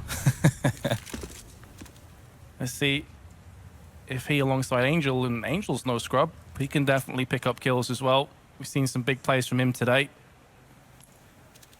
If they walk in tunnel vision, then Angel will oblige and get a double spray down. He's the kind of player that can do just that. There's the first one. Nearly gets the second. Finally goes for the repeak and will meet his demise. The smoke out, very intelligent from Dignitas, not taking anything for granted, especially as Oscar was seen in mid earlier. And decides to back away at the time when Dignitas are pushing in. He seems to think that it could be a fake and they're going back over towards Catwalk. That's not the case. The bomb already getting planted. Coming up now on Windows side, hoping that one of Dignitas get a bit too itchy and try and push on Window and give him the free frag, but Dignitas are too disciplined for this. They're not going to give him anything for free. That's the correct way to play this 3-on-1. If I'm Oscar, I would actually try and just get away from the situation already, but he definitely doesn't feel that way. He's actually going for it. He feels like he has a chance to get in this. He's going to take a peek, but he's not going to connect on config. Goes down and loses the AWP. That risk was a very costly one for HellRaisers.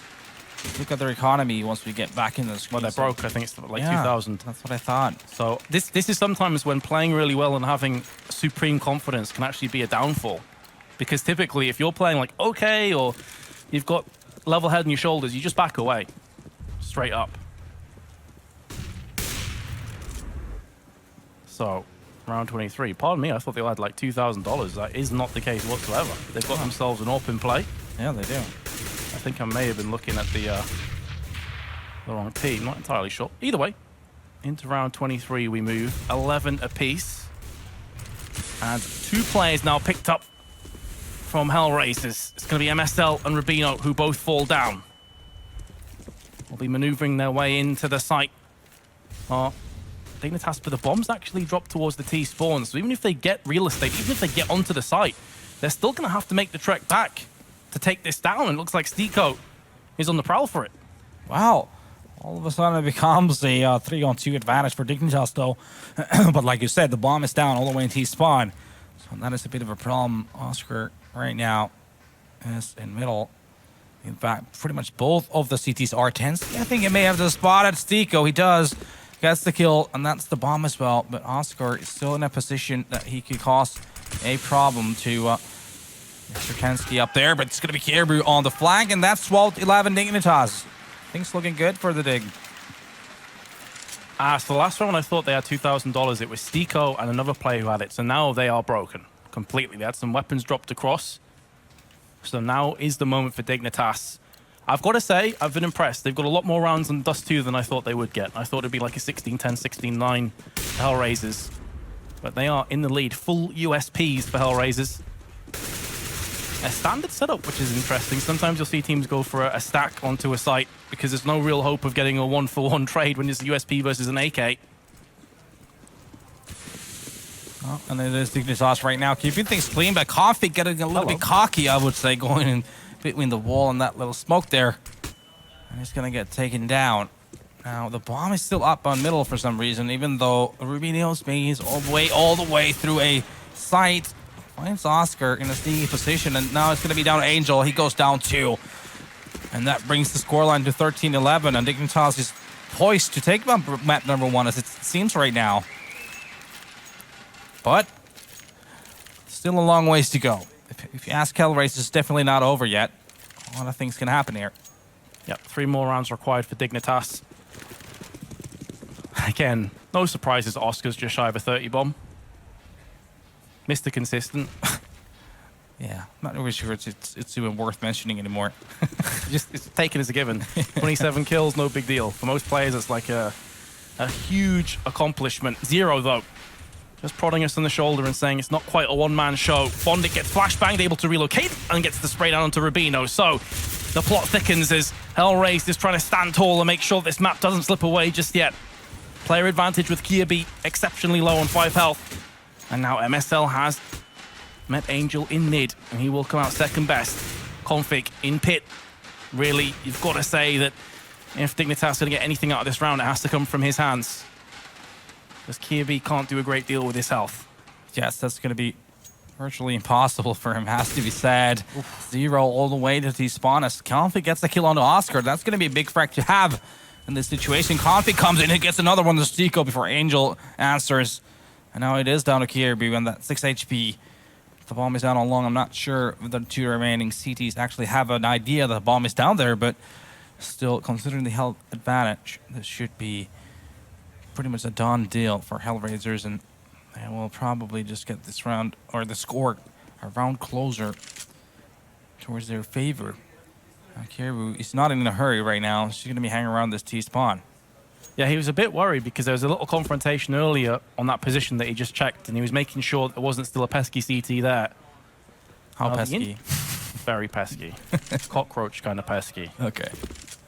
The interesting thing is he's got to the bomb but 10 seconds, so he'll be happy to just chill in pit, keep the AK through to the next round. Yeah, because they have the money, so he can definitely do that right now. Angel's going to pick up that AWP. I think both sides happy with the outcome of this situation. And there's going to be a 13-12 right now. HellRaisers is definitely not bowing out of this map just yet. No, we thought as much. We thought it would have to be a long grind for Dignitas. Nothing would be given across to them for free. MSL just keeping in vision on mid. Didn't shoot too soon as 2 players jumped across. There's vital information anyway, whichever way you look at it. 2 players on B. And typically when HellRaisers do push a player up mid, they actually only send 1 B. So that in itself could actually give the information to Dignitas knowing, okay, Angel, Stico, they're not going to be pushing up, we're good to go. Pop flash to middle from Dignitas, but they run into one another. Not managing to get through the double doors. So there goes a little push they were trying to make. Instead it's going to be MSL just probing this catwalk area with the AWP. He's not going to find anything though because of the passive play from HellRaisers towards that part of the map. It's only going to be Oscar. Well, not just only, but it's going to be Oscar holding that A ramp. And he's the one just playing between long and A, helping good old Bondic. It's going to smoke onto the CT side from MSL and then pop flash just to the other side of the doors. So we're going to have a quick check. He's happy enough to give the green light onto the long push, and if Oscar's not careful, and Bondic doesn't do his job, this could be a massacre for Dignitas. Bondic has given his position away, but Oscar's going to be there. That being said, a 1-for-1 trade will be happy days for Dignitas, especially if they can lock down on Bondic. That opens up A nicely for them, but Stico, meanwhile, will put down MSL. So it's not going to be quite as simple as they originally had hoped, and Stico's going for the cheeky jump shots. Angel, meanwhile, takes out Tensky, and now Stico is on the prowl through smoke. Config whizzes bullets past his head to take out his teammate of Angel. 10 seconds now, and here come the jump. Max 7 shots again, and he's landed the headshot. And with 7 seconds to go, that's probably the round done and dusted. Rubino's going to have to try and pick up the kills in 2 seconds. It's not going to happen. And now he has to be wary of not dying after time, and he has. So a double whammy for Dignitas. That was that Max 7 basically that won the round in the end on the hands of Stico. We saw him go mad in the previous matchup against Orbit, getting a 4K on Mirage, and now we once again see him have that in a very important situation. The bomb gets dropped. Rubino, no time to plant the bomb anymore, and that's going to be the round over. Now, looking at Dignitas' money, they're going to be going for a straight off B rush coming in here. Full bot 2. It's going to be all on 0 right now. He's not going to be able to get 1 kill. Angel coming to rescue, but he has to retreat. Only 22 HP left. And that's going to be bomb site lost. Oscar, though, is going to get MSL, who was trying to lurk in mid.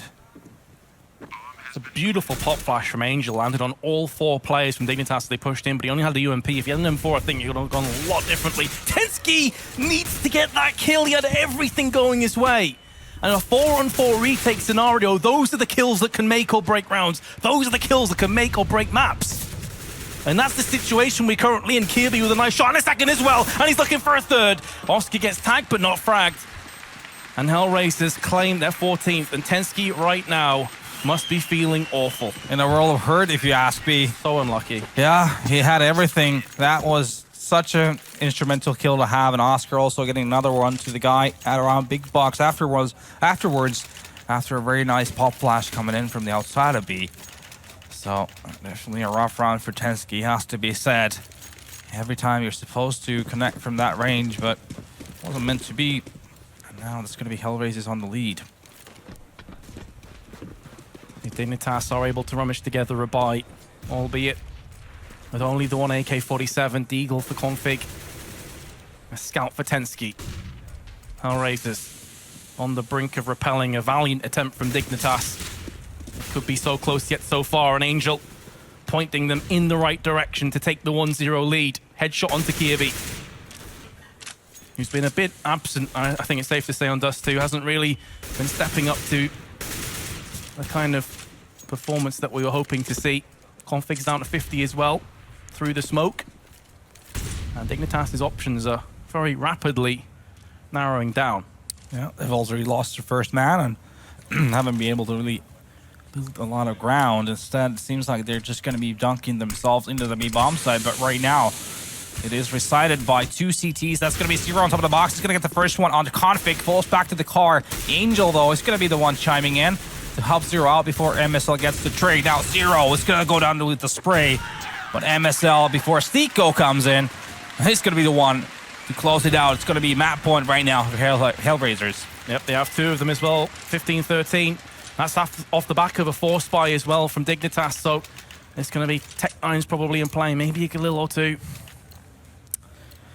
Maybe an AK-47. So it's a little bit better than I anticipated, but still, compared to the arsenal for HellRaisers, it's not too good. Slightly heartbreaking considering how well Dignitas is playing this map. It's just small little mistakes that have cost them a lot. HellRaisers is definitely taking the full advantage right now.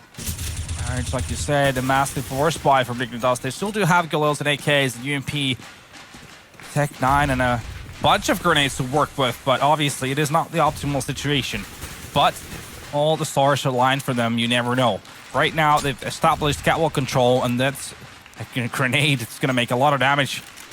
Going to make 100 HP worth of damage, I think. Definitely worth the investment. Paying out dividends there for HellRaisers. Of course, they're not going to be sure on that. That stands to good reason. At least clipped one of the aggressing terrorists, Oscar, on the car. Steeko must know there's a play around there. Now it's all up to Oscar. Their second kill comes in. Incendiary as well is going to be banking off the wall, stopping the plant on short. And stops Dignitas dead in their tracks. They know Oscar's still there on 12 health. Look at this. Also, Config decides to just fall back from catwalk down to CT spawn, but Oscar has the sight on him. He's going to get the frag. It's down to Rubino right now, and he's going to go down 2. That's going to be HellRaisers picking up map number 1, 16-13. Again, though, we called this, we predicted this score. I didn't think it would be that close. Definitely Another day, not. We could be saying 1-0 to Dignitas. If you want to be bold, you might say that round with Tensky missing his shot. The guy, I think it was Oscar, coming to upper tunnel. Had he got it, we could be looking at a opposite score. It could be a 16-13 for Dignitas. And looking at the map pool, you know, at the end of the day, you could be looking at a very important scoreline at that. Absolutely. I don't even think it's necessarily a huge bold statement to make. It was a 13-13 scoreline. It was a 4v4 retake. Tensky whiffed that opportunity. He ends up dying. Then after that, they have 2 force buys consecutively that end up losing the map. Unfortunate, but that's the way Counter-Strike goes sometimes. Exactly. Played very well. And now they will have their another chance on Mirage. Obviously, a map we know Dignitas has always liked, but then again, also we've seen a very, very good HellRaisers on Mirage so far, and it's been a big Oscar show definitely on that CT side. So on that map, it's going to be about Dignitas being aware of the fact that Oscar can be anywhere. He can be on A palace, it can be B apps, it could be window, connector, B short, everywhere, and just be aware of that and try to play so passively to begin with that you're not going to run into the trap that is known as Oscar. Well, we're going to find out if that's going to happen for Dignitas, if they can bring it back to a 1v1 in terms of maps and take us to Overpass, a map that we both feel they should probably be favourites to win right after this short break.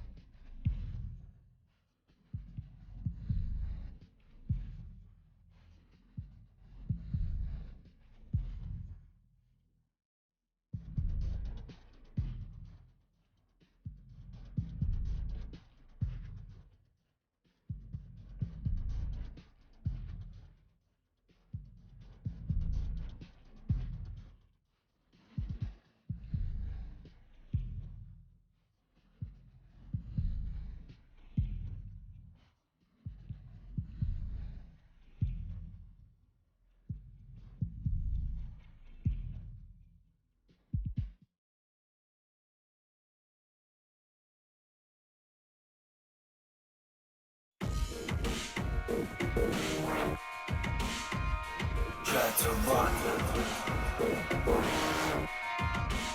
I know what can't hide. Is it the truth? Or do I deny? As I walk on my own.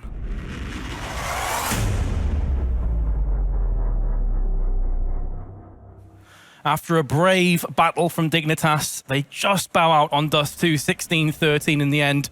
And it was the Oscar show once again, dropping around 30 kills, some of the craziest shots that you've seen. A 2-for-1 scout for shot, for example, up in T-spawn.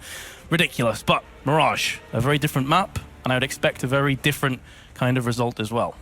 Yeah, I mean, this is the map where I feel like if HellRaisers want to have a chance in this series, this is the one they will have to close it in, because Overpass is definitely going to be... It's going to be a struggle for HellRaisers, for sure, considering how well Dignitas likes to play that map. So, but like I mentioned right before we went on a break, Oscar is such a mobile opera on that CT side. So if they do get the start, for example, on that CT side, then I can see trouble being a key word for Dignitas, because they're very stubborn with the way they like to play. They do have some really effective A splits, for example, coming through the connector. Their timing and the synergy in those attacks is very good. That makes it really hard to play against. But once again, Oscar, that's going to be the key factor. It certainly is, but we did see some big performances from Zero as well on Dust 2. Stiko was stepping up, Bondic had a couple of moments, pretty much everyone pulling their weight to an extent. Whereas on Dignitas, Kirby was very quiet. He was, and right? He needs to be one of those players on Mirage you have to feel if Dignitas have a chance here, because 2 maps in a row where he doesn't show up, and that normally spells the end for Dig. And they desperately want to win this, right? Like, first international victory, get that off their back. Maybe when it rains, it pours, you know? Yeah, I mean, these are very young, talented players, Config, yeah, but I think they're under 20. So, I mean, both of this. So, it definitely would be a massive thing. I mean, confidence goes a long way. It is a word you sometimes even overused, but it has a big meaning in terms of how you execute, how willing you are, or daring you are to do things. And when you have that first international tournament trophy in your cabinet, it can make a difference.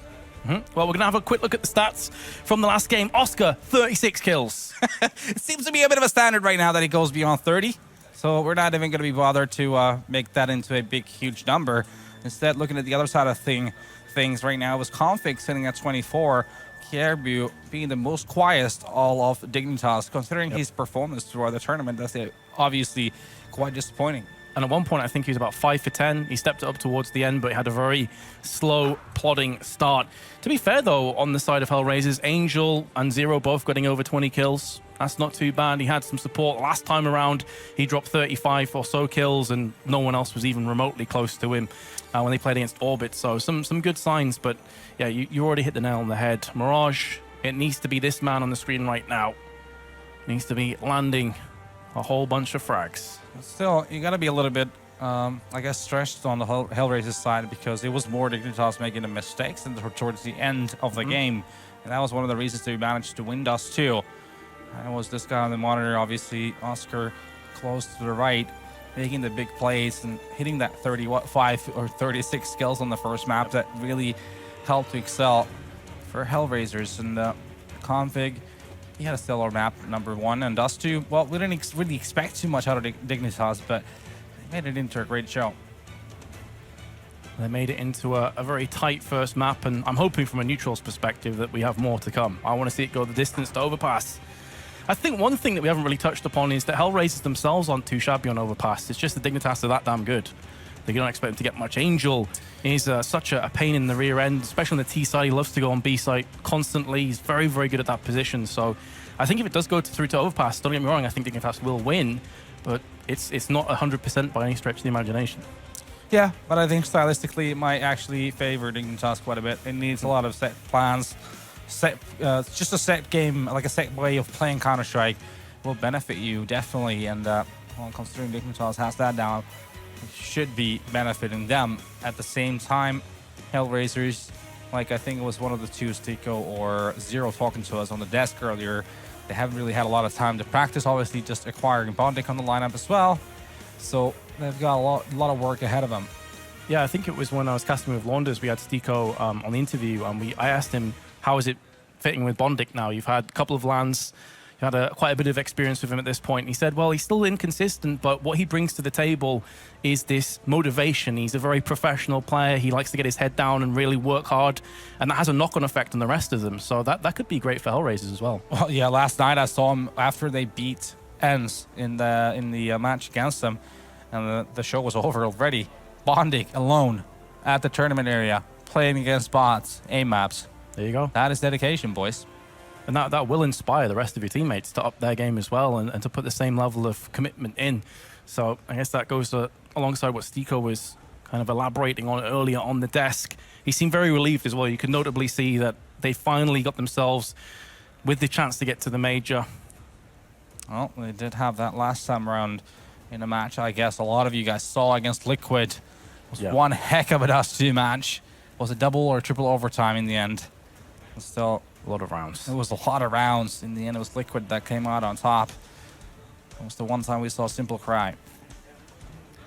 Yeah, that's true. Yeah, it kind of overcame him, didn't it? The situation.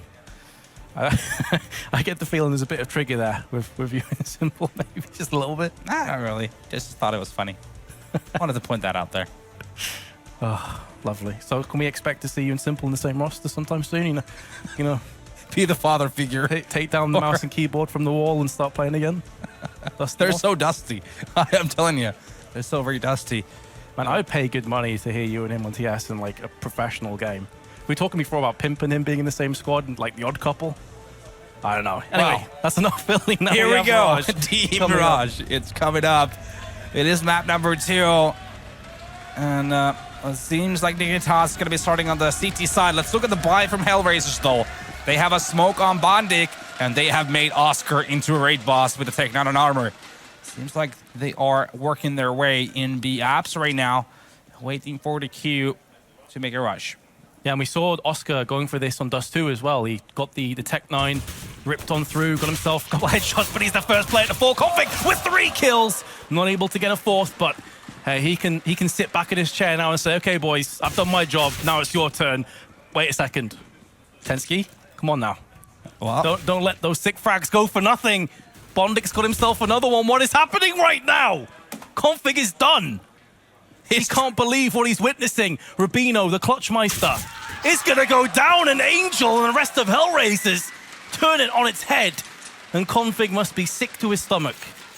he has to be triggered. You asked me if I'm triggered. Well, Config, he's definitely going to be triggered after that. That is such a sick opening play to then lose the round. Exactly. Look at these 3 shots. He's just dismantling that attack, but it's going to be Bondic and Angel doing massive work.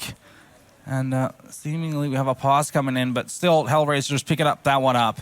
That's something you'd expect after what happened in those first few moments of the round. That's one way to just... Again, speaking of that mental fortitude, it's something of an issue for Dignitas every time. Well, not every time, but a lot of the times. So when you lose those kind of rounds where you think, oh, we got this 3 first kills, nice. It's just a 4 and 2 right now, boys. Keep it stable. We're going to get it. And then you just get destroyed by those 2 players. It can be really disheartening. And then on the other side of the coin, for HellRaisers, it's like, oh, we're out this... Oh, my... We actually won it. So now they're all inspired. They're all G'd up. They're all hyped. Obviously, we had some technical issues. There's no way you're going to call a tactical timeout. I mean, as tilted as they might be, now's not the time. Yeah, Config, I hope he didn't break his keyboard or mouse. It's possible. Bondic just stood up, so clearly it's an issue with his PC. Hopefully will be resolved shortly. We'll pass on the information that we're given across, but if you have just joined us, Grand Finals, $30,000 to the winner. They've already secured, both teams have already secured themselves a spot in the offline qualifiers for the next major. And now it's just for pride. Both teams... And money. And obviously money as well, yeah. $30,000, not too shabby. Just a bit of money, right? Yeah, nothing to be mentioned. Not worth mentioning. That's awesome to see. Yeah. We have fans from different generations. Always awesome to see. Hopefully everyone in the crowd is enjoying the CS, albeit a little bit stuttery at the moment. Hopefully we'll be underway shortly. Quite clearly from Bondic. Something's still a bit messed up. Oh. Could be a good sign if he's putting his headphones back in, Exactly. This seems like it's probably going to be resolved shortly, and we get right back into it. What are your expectations for this Mirage? Putting you on the spot right now. I'm going to stick to what I said before. I thought Dignitas would win at 2-1. I thought they'd concede Dust 2 and then win the next two, so I'm sticking with that. But I think we could go to like a 16-13 territory again. I don't think it's going to be a blowout performance from either team. Definitely not. It's going to be a matter of HellRaisers now starting on the T side. You have to be aware of also the aggressiveness that Dignitas like to throw at you towards that middle part of the map. That means that on the T side, either you have to play hyper aggressively, just rush middle basically, Molotov connector, Molotov window, try to take over that bomb, that side of the map, take the early duels right away, or you play super passively. You let them do the aggressiveness first, and then afterwards you make your move. Was that nice wall hack, mate, in the crowd? Thanks, I guess. Yes, we have the X-ray. That is correct. So still no unpause. Fingers crossed.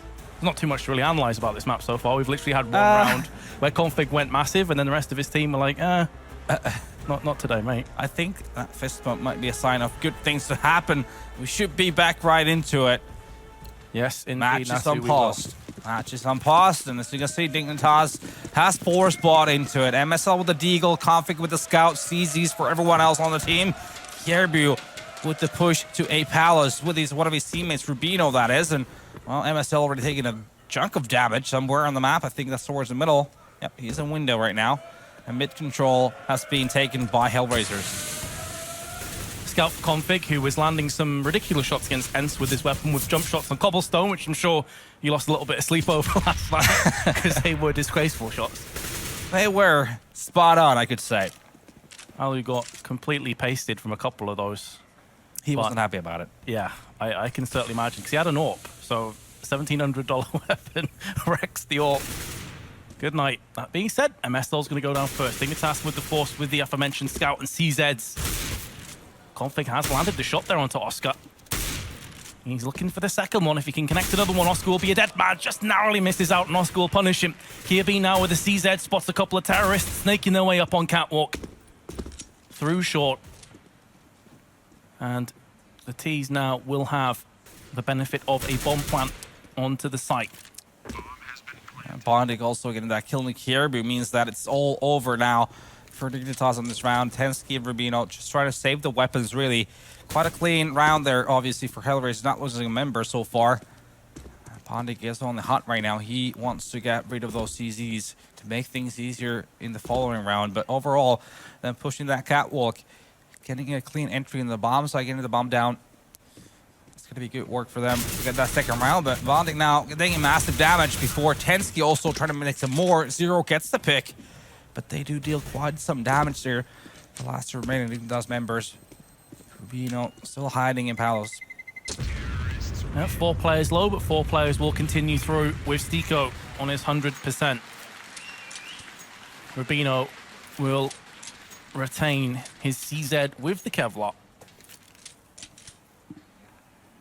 And now HellRaisers have a chance to extend their lead further yet into a third round.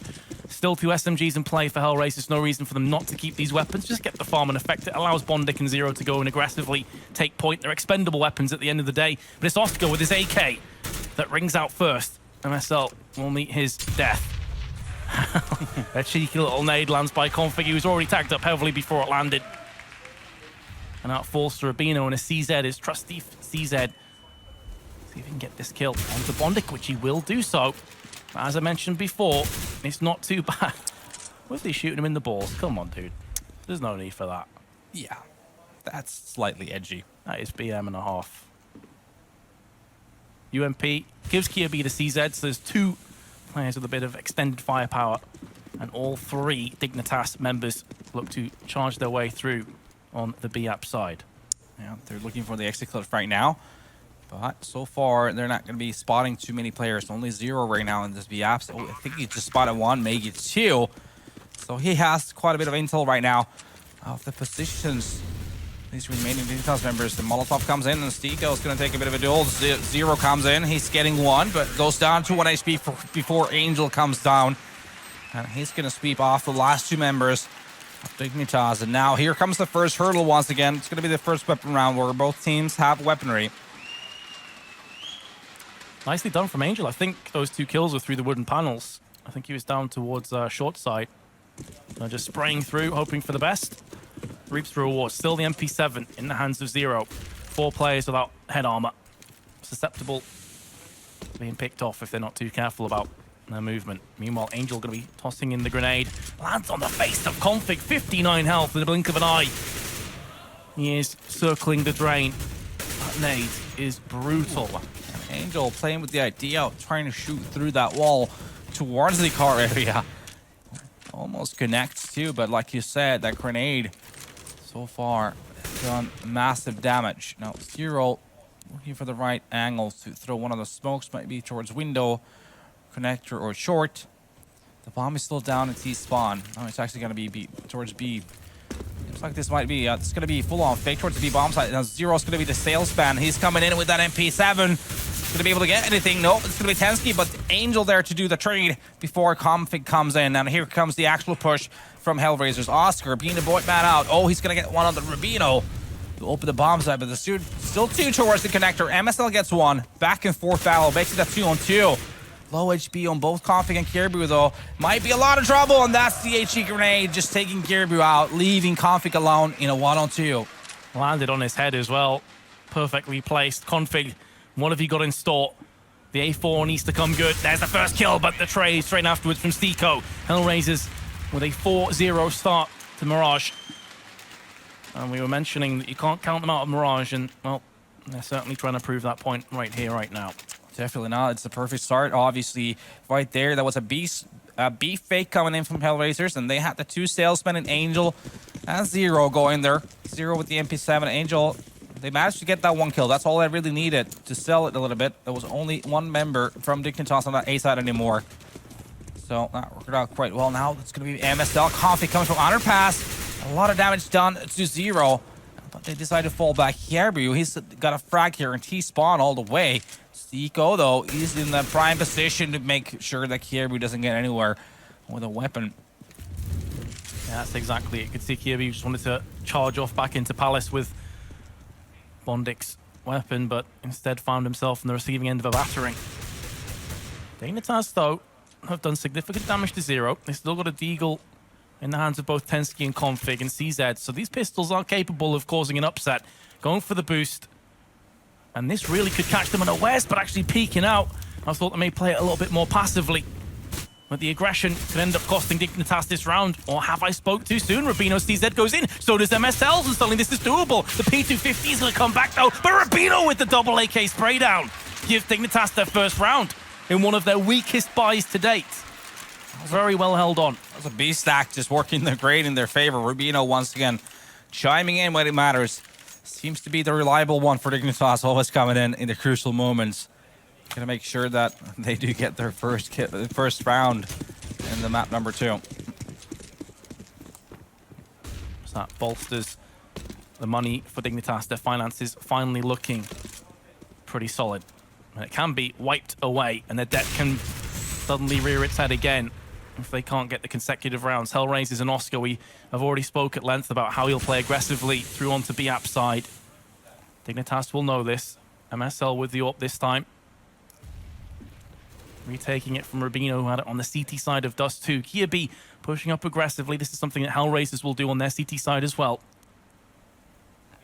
Just hoping that a head pops into his vision so we can take it clean off the shoulders of the terrorists.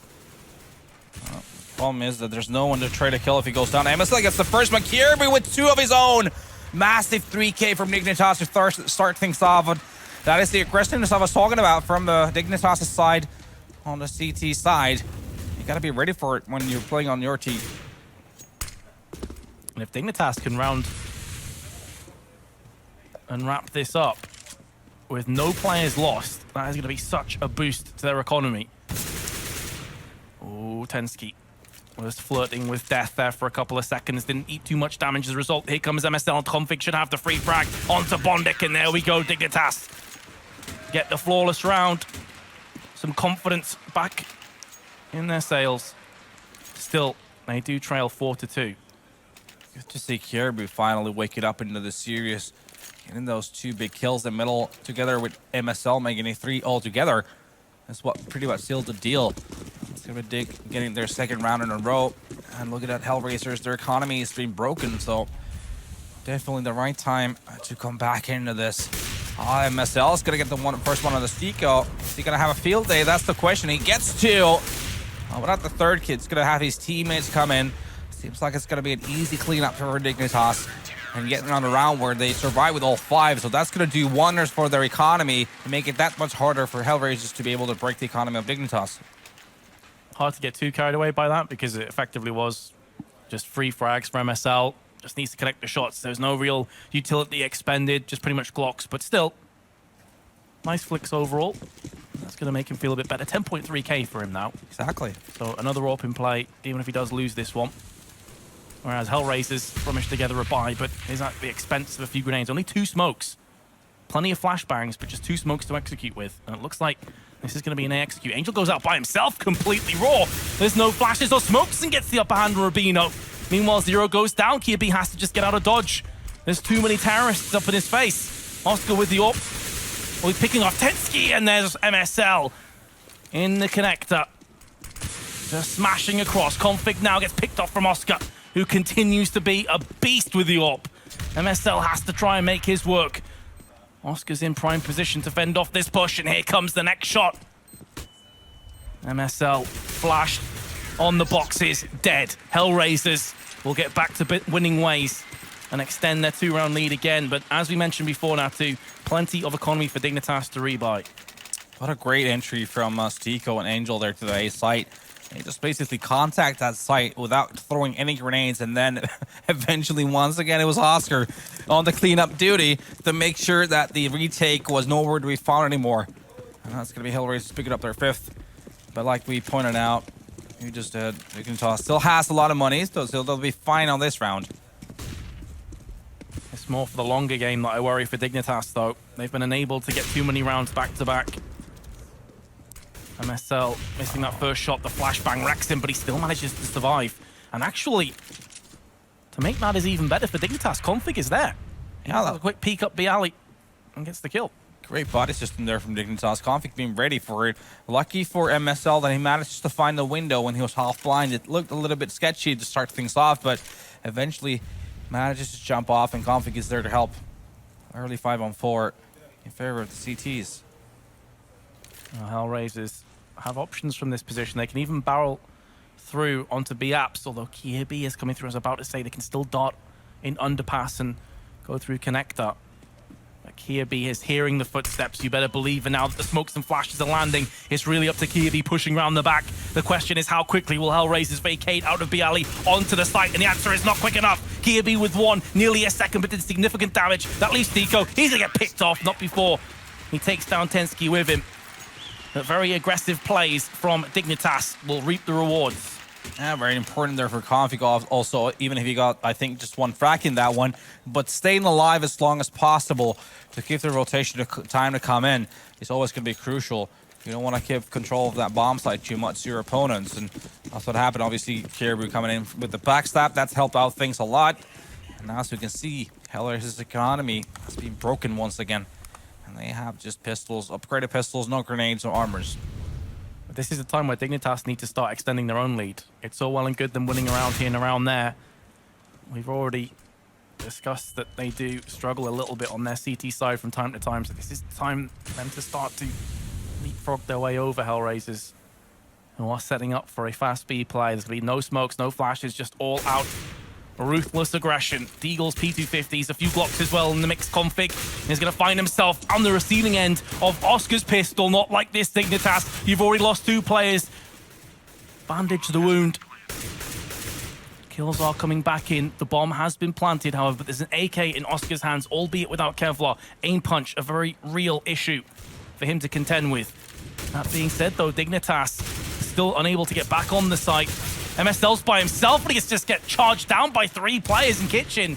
And add to that, Rubino's been tagged down heavily, and so is Kirby. This round is going to go the way of HellRaisers, just after we were talking about how important this was. Oscar with the AK. Kirby can do nothing. And Oscar will round it up with his 3rd. What must be going through the head of Dignitas? That was their chance. Exactly, that's just really bad. Has to be said, obviously. You're never supposed to be losing a round like that when you're playing just against uprooted pistols, no armors, not even a single flash for them to be playing with. And still you just get destroyed into pieces. And that's going to be really hard for them psychologically, obviously, but still money for Dignitas. They have a scout and an AWP in play right now. If Hamas and Tensky, Kirby and Rubino with the enforce, so we got plenty of work with Oscar with a shot. I thought he would have hit that. I thought he should have hit that too, but Config with the scout, daring Oscar, just jumping in there. 3 jumps and makes it work, and the first 2 entries go, make it 3 goes the way of Dignitas. What happened there, Vince? I thought Oscar was a guarantee to land at least one of those shots, but apparently not. Nice shot from Config, flicking to Angel. And now it lays on Bondic, the new recruit. Goes down. I don't know what to say. I am so surprised after seeing some of the shots that Oscar's landed throughout this entire tournament. For him to miss both those is, I mean, that's the exception to the rule. Exactly. The rule of Oscar doesn't miss. That's one heck of a rule to have. Well, back and forth battle continues, and now HellRaisers still has money. Oscar on the up still. Stiko as well with the Tech 9. Angel, though, is going to be the one to get that entry kill. They're taking over Connector right away. So that's going to be very fast mid-control. Taken over by HellRaisers. Config, he's playing with the idea of pushing here ladder room, but Stiko's ready for it. He's going to get the kill with that Tech 9.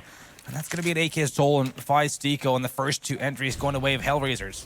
This has been such a scrappy game, just round after round yo-yoing back and forth like a CS seesaw. The question is, which team is going to finally stamp their foot down and take charge and take command of this game? It needs someone to step up. But so far, both teams just happy to exchange blows. The thing is, that's going to favor HellRaisers straight up on their T side.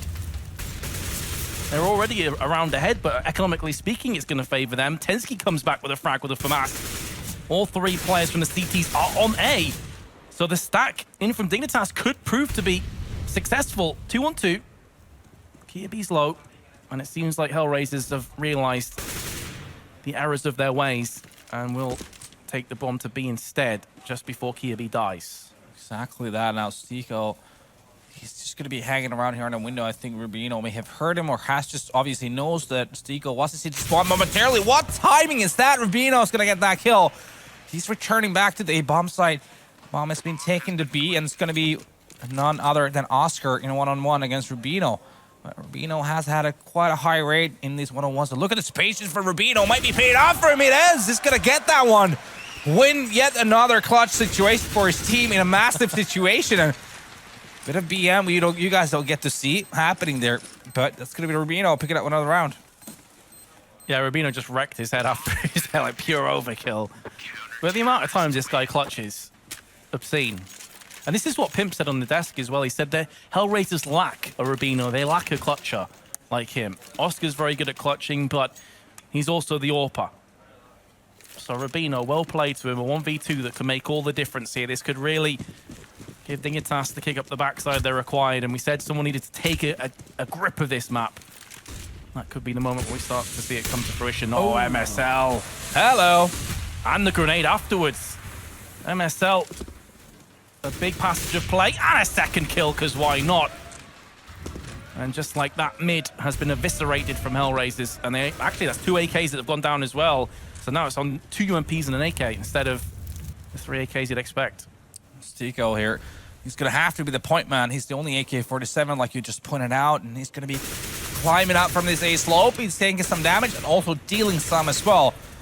Quite a fair duel going on right now. But Kirby getting a kill on the Bond. He's going to think matters way worse for HellRaisers. 0 with a UMP. He's on a raid right now, but goes down by Rubino. And now it's all just a matter of seconds before Stiko is going to be dealt with. Or is it? He gets one on the Tensky. MSL with a third of the round for him. And that's going to be Dignitas claiming the lead in this one. Now, I was a bit too close for comfort Dignitas, though, because at the end, I think it was Stiko that got the kill. If he picks up another kill or two there, he would have put Dignitas in a horrible place, economically speaking. So it's important they rounded that off quickly. You see there, $50 left on Kia B. Couple players floating around 1.5k. HellRaisers have nothing, really. So we'll be coming down to that last round. Well, I mean, they did win a round like this towards the B bomb side. They're playing with the same idea once again, but MSL is going to get one in middle. And that is the cue. The rush is coming in. Config, are you going to be ready this time? Tensky definitely is going to get the first two, and Config to continue with the two after. Make that only one, as Tensky is going to be stealing one of the three. There you go. Once again, a bit of PM from Config, but whatever. It's good as well that Dignitas have adapted. They realized, okay, this was an issue last time. Look how we're going to play differently. Instead of Config being stationary, you saw him instantly wrap around, waiting for the players to drop out of windows so we could wreck them in midair. Good adaptation, and HellRaisers into last round. As a result of that, Eco have themselves an AWP and 4 AKs. A lot of grenades, 4 Molotovs in total. And we've seen this opening strat a few times before. Oscar was waiting for that from MSL. MSL jumps straight into the trap, but here's Config. He's got an M4 and a scout, juggling the weapons across. This is so intelligent, actually. Jump shot, and then if people get too close, switch to the M4 and spray them down. Yep, something people would not expect. Kirby is going to get Stiko, and Oscar down to 15 HP as well. That grenade's not going to do quite enough, but Tensky is going to take care of Oscar. And that is going to be the advantage going the way of Dignitas. Now you can see Config jumping around with that scout, but takes out the M4. Now he's ready to spray. Oh my God! He's just jumped. Did he just jump shot with an M4? Jump shot through the wall. Am I dreaming? Oh my! How tilted must you be if you die from that? By the way, that's Tilt City. 0, last player. The half beckoning for HellRaisers to bring it back to just a 1-round deficit. It's between that or 3 rounds. They've won so many pistols today. You wouldn't put it past them to get another one on their CT side.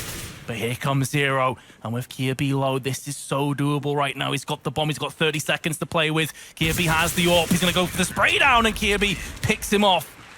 9-6, the halftime scoreline. Config, you are a dirty, dirty boy. Yep, it wasn't enough for him to have the jumping scout. Wanted to have him jumping M4 as well. I wonder if we have a bit of an replay. I don't know if I want to see the replay. I might throw up, to be fair. It was something else, has to be said. But yeah, good start of the half from HellRaisers, obviously, but then Dignitas coming back into it as the half progressed. And obviously that one where Troll Eco win on towards B shouldn't be happening, but oh, here we go. Oh my. Really? Gaben, can you please really be our savior and remove these kind of shenanigans out of the game? What is that? That is ridiculous. This is what that is. I don't know. So, Kirby, we called him out. We said he had a poor performance on Dust 2. He's currently on 15 kills. So, kudos to him. He stepped it up. Oh, yeah. Headstrong. A young guy. So much promise. So much potential. Did a massive part in there on top of middle. The aggressiveness they show with MSL to make it work and make it that much harder for HellRaisers now. We are about to get into the pistol round in the second half. I think I see dual Berettas there with Config. He likes to be a man with many tricks. And this time the trick is a dual Berettas. Why not? He has a flash to go with that. And it seems like it's going to be a straight on B push. And as you can see from the minimap, there's nobody except for Stiko here in Kitchen. And he's not going to be getting anything out of this unless they're going to be over-facing him. Well, it's going to be Stiko going down to 1 HP. That's all he's going to get out of this. Let's see if these Julies are put to task then. Already damage inflicted on both teams. Stiko down to 1, the lone B defender. Tensky gets the drop onto Oscar. Second kill for Tensky, and he's not done just yet. In fact, yes, he is. Angel puts him out. But there's Dignitas, and what a second pistol round that ends up being. HellRaisers have a great track record today in pistols. Not in this map, though. Well, and then that was just a straight-up B rush. Worked out perfectly this time around, as HellRaisers only had one player in kitchen window looking to be abs. And that was Stiko. He was not able to connect. We've seen a lot of great USB work from him throughout this tournament, but this time it wasn't meant to be. Now we see HellRaisers have opted to upgrade quite a bit. In fact, I think they're fully bought. But Dignitas, they've already made their way through that A short, and they've already 3 kills going the way of Dignitas, and seems like it's gonna be quite straightforward, or is it? Well, they've lost 2 members, and that's all there's going to be. Obviously, that's going to be something still. Economy a little bit broken, but it's fine. They can survive with this. It's going to be an eco from HellRaisers coming up anyway. So quickly getting towards that first rifle round from HellRaisers being of utmost importance. Potentially staring down a 13-6 deficit. So a lot of pressure will be starting to mount. Can they alleviate it, or will Dignitas continue to apply? 2 MAC-10s. Again, the expendable weapons will be charging in first. Deco, in the meanwhile, is flashed once, twice, 3 times. Can't see a single thing. Finally, his vision clears just in time to see the MAC-10 from Config pulling the trigger in his face. And it's just going to be an easy cleanup. Dignitas will get that bomb planted. A single kill for HellRaisers would be a pretty impressive task. They've got it. MSL will go down, but it's the MAC-10. So no big loss for Dignitas. Yep, that's going to be the buffer built from Dignitas right now. Here comes the first weapon round. Let's see what kind of tricks Dignitas has up their sleeve. Obviously, I think HellRaisers is going to bring the op on Oscar, and he's going to be everywhere on the map once again. Let's see which part of the map he decides on the first weapon round. Yep, there we have it. Has the AWP. It's going to be go to window. Catwalk getting smoked off right away. It's going to be a fast mid-save from Dignitas. They're smoking off connector as well.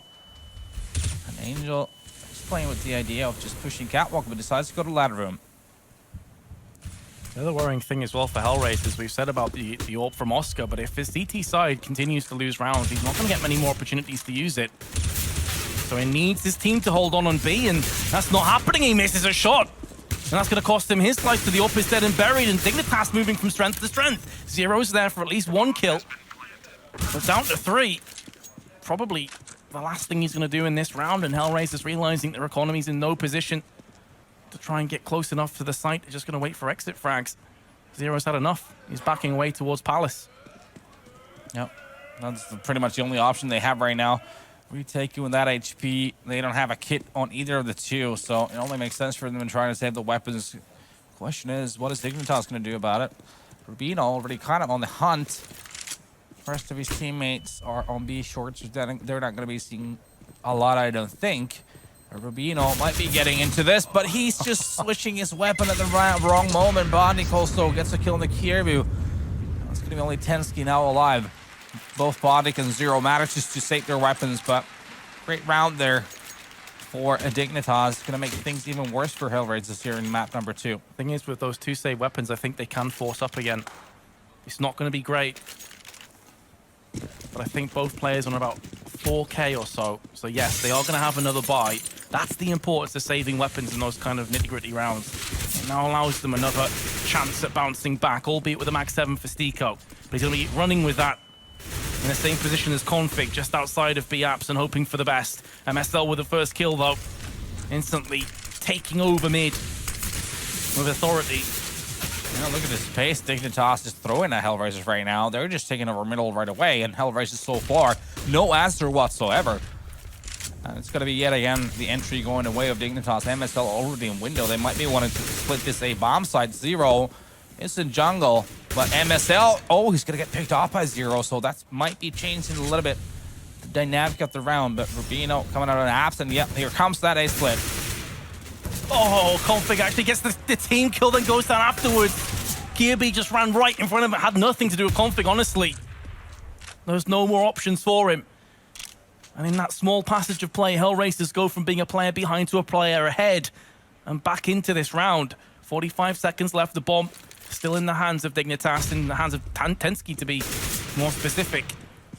Rubino's being tagged up from short, tries to lock down the kill onto Oscar. Won't get it done, and now it's all on Tensky. He's pulled off a couple of big plays already today, most notably on A boxes on Dust 2.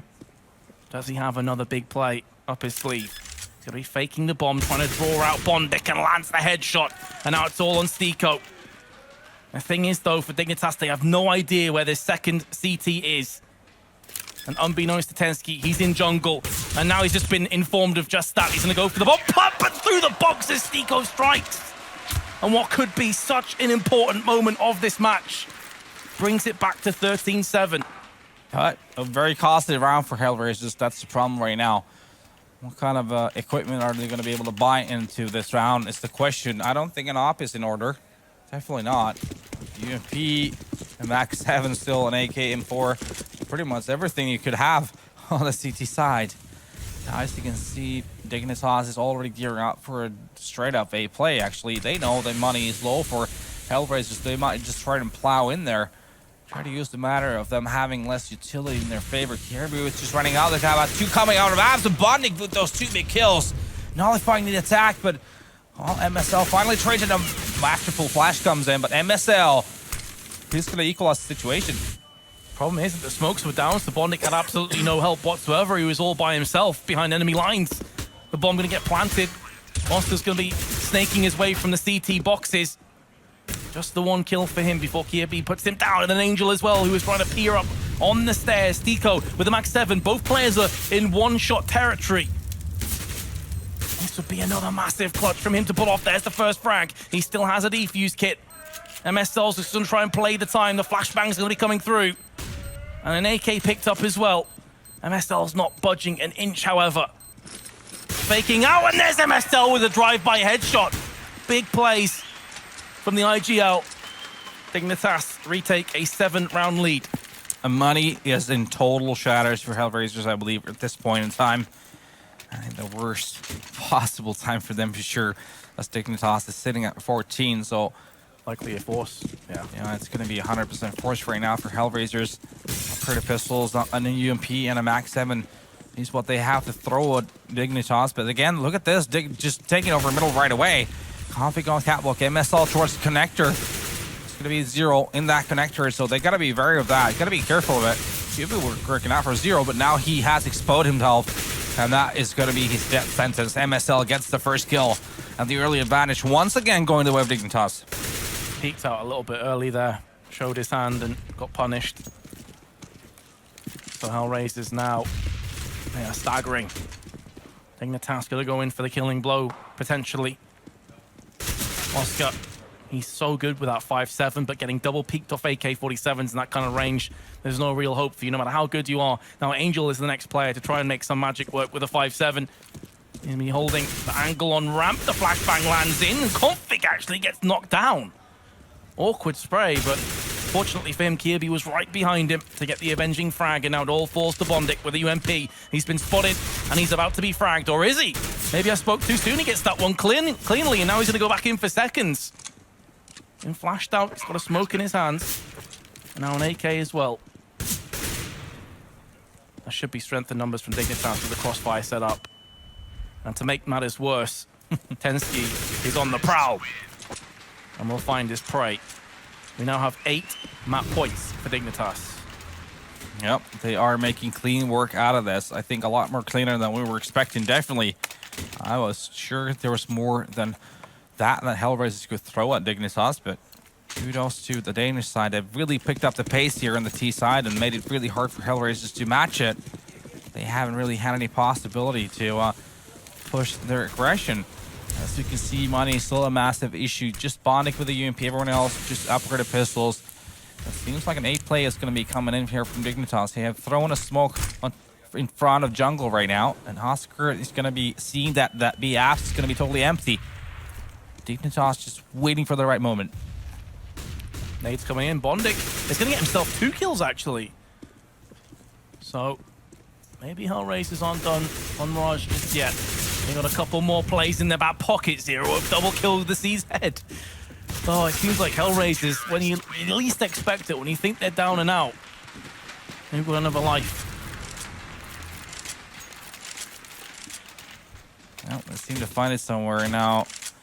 Look at Dignitas' money. I think they are actually broke because of how close all the rounds have been. Yeah, they're going to be upgrading to armors and Tech 9s. They have 3 smokes, so that implies they have some tricks up their sleeve. At least the cat smoke comes in and enables them to try to get some mid control. They have 1 player. That's going to be MSL behind the boxes. Actually, they have 3 there right now. They're smoking off connector as well. So that might be a short push coming in. And Angel, he's just taking a very aggressive stance right now towards the ladder room. Well, with this Kevlar and the weapons as they stand, Dignitas still do have a real glimmer of hope as Config comes around the corner, just decimating 0. They heard Oscar firing as well. Oscar's next to fall. A Tech 9 for Rubino is good for a kill. The bomb's been planted, and a FAMAS picked up for Kirby.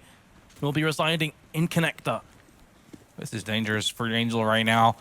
He could potentially be sandwiched, but does have a smoke. That could be the MVP of the round, but it depends on Kierbu. How does he play the situation? He doesn't need to hurry up, but oh, he's going to come through. He gets the kill. It's all up to Stinko. He's going to go down by Kierbu, and that's going to be 16-8 by Dignitas. Indeed, it will. Kudos to Dignitas after a heartbreaking loss on Dust 2, after so much effort, blood, sweat, and tears. They lost it, but they bounced back in, well, you've got to say, a very...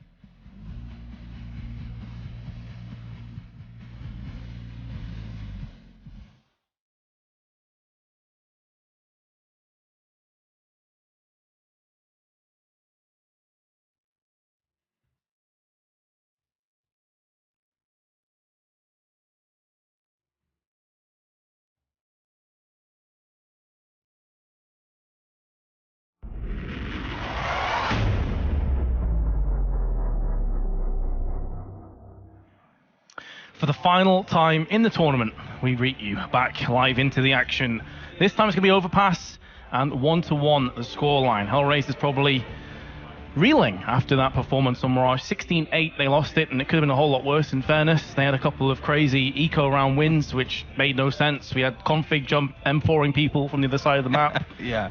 It all kicked off, but now it's all on overpass. It all comes down to this: $30,000 to the winner, $15,000 to the runner-up, and of course bragging rights and all that good stuff as well. Exactly, and well, it's going to be interesting one. Obviously, I think we both agree Dignitas should be the favorite side here in Overpass, but if we go all the way back, rewind time to January and Leipzig, they actually play one another there, 16-14 for Dignitas, so a very close encounter. See if that has to do anything with what we're going to be seeing here up next on the same map, but, well, that's going to be a tough one. It's going to be difficult for HellRaisers, there's no doubting it. But again, I think that they have a glimmer of hope. It's not big, it's a small gap in the armor of Dignitas. But if they can just poke in there enough, and if they can try and weaken Dignitas, and if a couple of Dignitas members don't step up, if Kirby goes back to being quiet again, they may have a chance. But he did a very good job on Mirage, and we'll be looking to rinse and repeat here on Overpass. The fact that Oscar doesn't have his headphones on, suggests we might be a little while longer before getting into the game. And I can see there's a couple players even missing from their seats. Great banter, it really is. That could also be there. Probably not ready yet for this battle. Well, a little mark we might put out there in the world is obviously both these teams have played this map previously or recently against one of our desk mates, Pimp, against Pimp and his team. But both teams lost against SK on Overpass, so he would be probably a perfect man to tell what to do against HellRaisers and Dignitas to beat him. But obviously he's not available right now for that interaction. He is sat like 2 meters away from us, but be a bit strange to just dive in right now, as I think we are hopefully getting towards the game. So, but it was good to see Kirby really coming back into it. I mean, obviously he had a really, really horrible first map compared to the his standards that he set for himself throughout this tournament. So having him play as well as he did is obviously a great sign of things for Dignitas. He was massive in all the mid pushes that Dignitas had to throw at HellRaisers, and they were really unable to find the answers to that. Man on your screen there. Well, 2 men on your screen, Stiko and Oscar. Stiko to the left, Oscar to the right. There's Kirby. And there's also LMBT, the coach for Yes. HellRaisers. He's very hands-on. Like I say on the desk, he seems to be actively a part of the tactical decisions they make. Just reminding everyone of all the smokes and molotovs, the flashes he wants to see as they're executing. Just reminding everyone can be very, very fruitful because of the, people often tunnel vision in the high-pressure situations. So it's good to have someone make sure that they remember all the small details. Could be the reason for our pause. 0. Hello, welcome to the stage. You have a game. No one's told you. Bondic also, an angel. Ah, Oh, no chilling. worries, boys. I mean, we're ready, but you're obviously not. I hope everyone's going to be seated now and we are ready to go into Overpass. Let's see which side is going to be on which team. Not sure how much that matters here. Really, Overpass is it's slightly CT-sided, but there's a lot of tricks you can definitely pull off when you're on the T side. oh, absolutely. Connector is so vital for the Ts as well, for fast wraparounds, for fast rotations. If the CTs can get a player or two in there, can definitely lock down and make it quite claustrophobic for the terrorists. I'm curious as well to see if HellRaisers do execute a lot onto B fast. It's a strat that they do like to run with.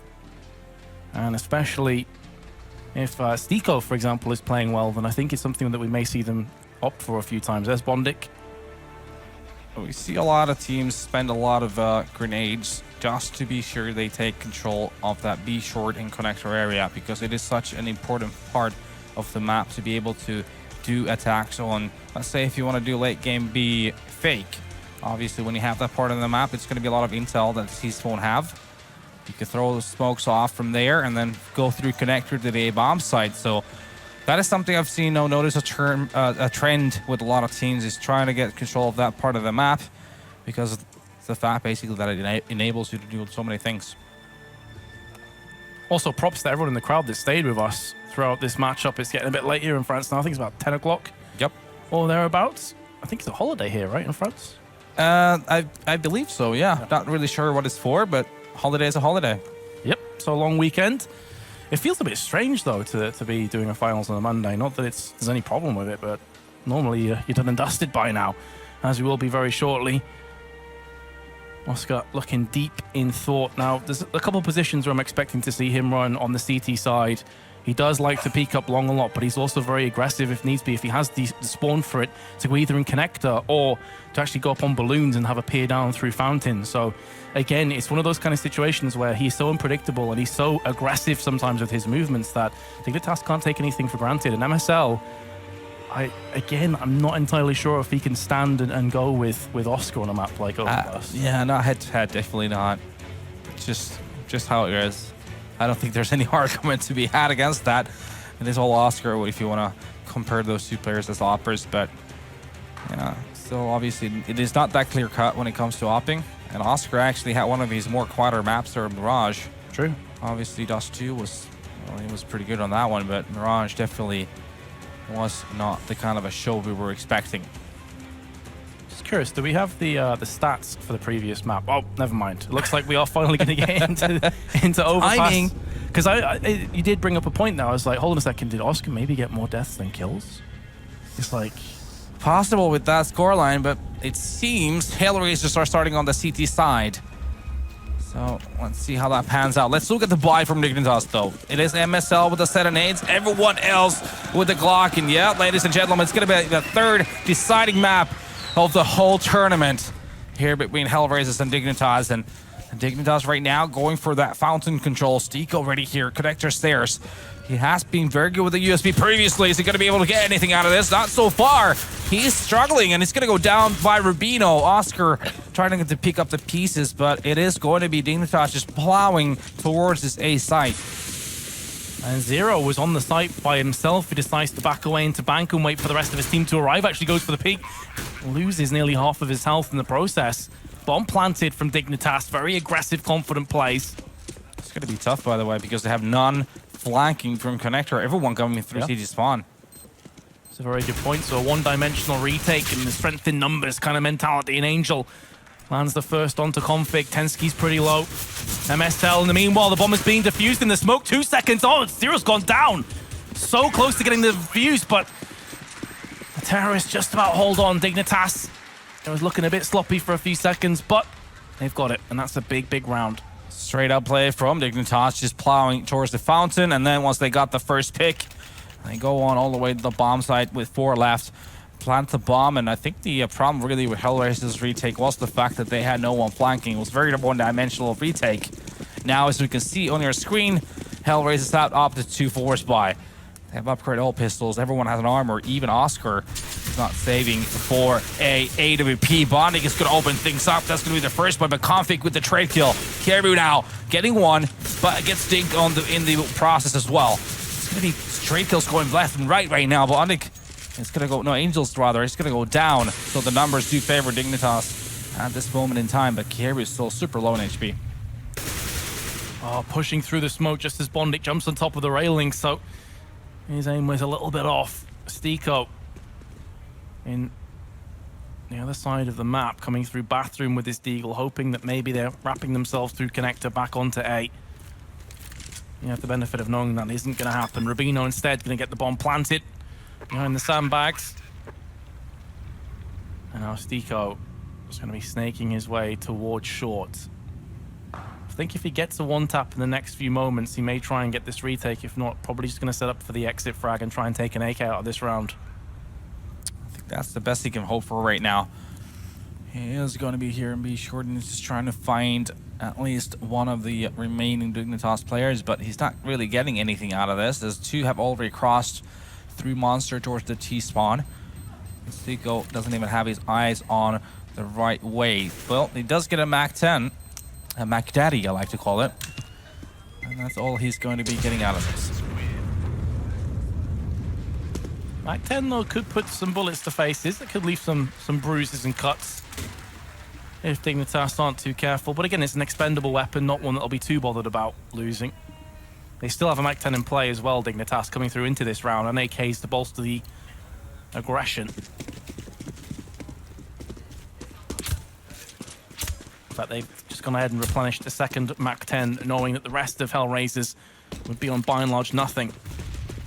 Aggressive plays from Dignitas. Here comes a boost. Meanwhile, on short, it's going to see a triple boost. It's going to be peering over. It's actually on graffiti, pardon me. Oh, Config wrecking MSL. Actually ran in front of him. MSL could end up dying as a result. Nope, with the Mac 10. He's there, large and in charge. Meanwhile, Stiko from behind with the 1 kill, but pretty much going as predicted with Dignitas on a 3-0 lead. And on T side of Overpass, this is a solid start. Definitely Oscar right now, playing with the idea of getting a shot with the Deagle. There is a very low HP MSL on that bomb site, but Oscar not getting any of that. He has to fall back. He's trying to create an opening with the exit frags, but I don't think he's getting an opportunity. Dignitas are taking a smart route right now towards that T-spawn. So HellRaisers, you've managed to keep a Deagle going through to 2 rounds, but next up is going to be the assault rifles. Potentially an AWP as well, if Oscar's desperate for it.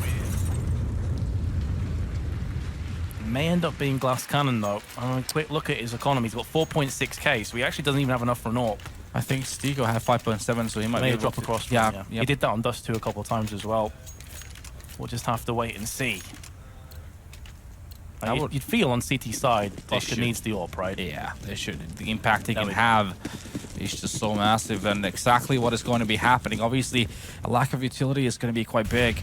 But HellRaisers taking the aggressive approach here. There's two of them in connector right now, and Oscar also near toilets, getting blinded a little bit there. As Dignitas taking over the fountain area of the map, but Stico's going to be the one to open things up. Tensky goes down by Oscar. That's going to be a quick 5-on-3 advantage going the way of HellRaisers. Now Dignitas, rest of them are just plowing through long. Flashes being exchanged, a couple of which have landed right in the face of Dignitas. The FAMAS not able to transfer onto the second kill. Config murders Angel and pushes onto the site with Kirby. They have the bomb in the hands of Config. That grenade could do quite a bit of damage, actually lands in the face of Stico.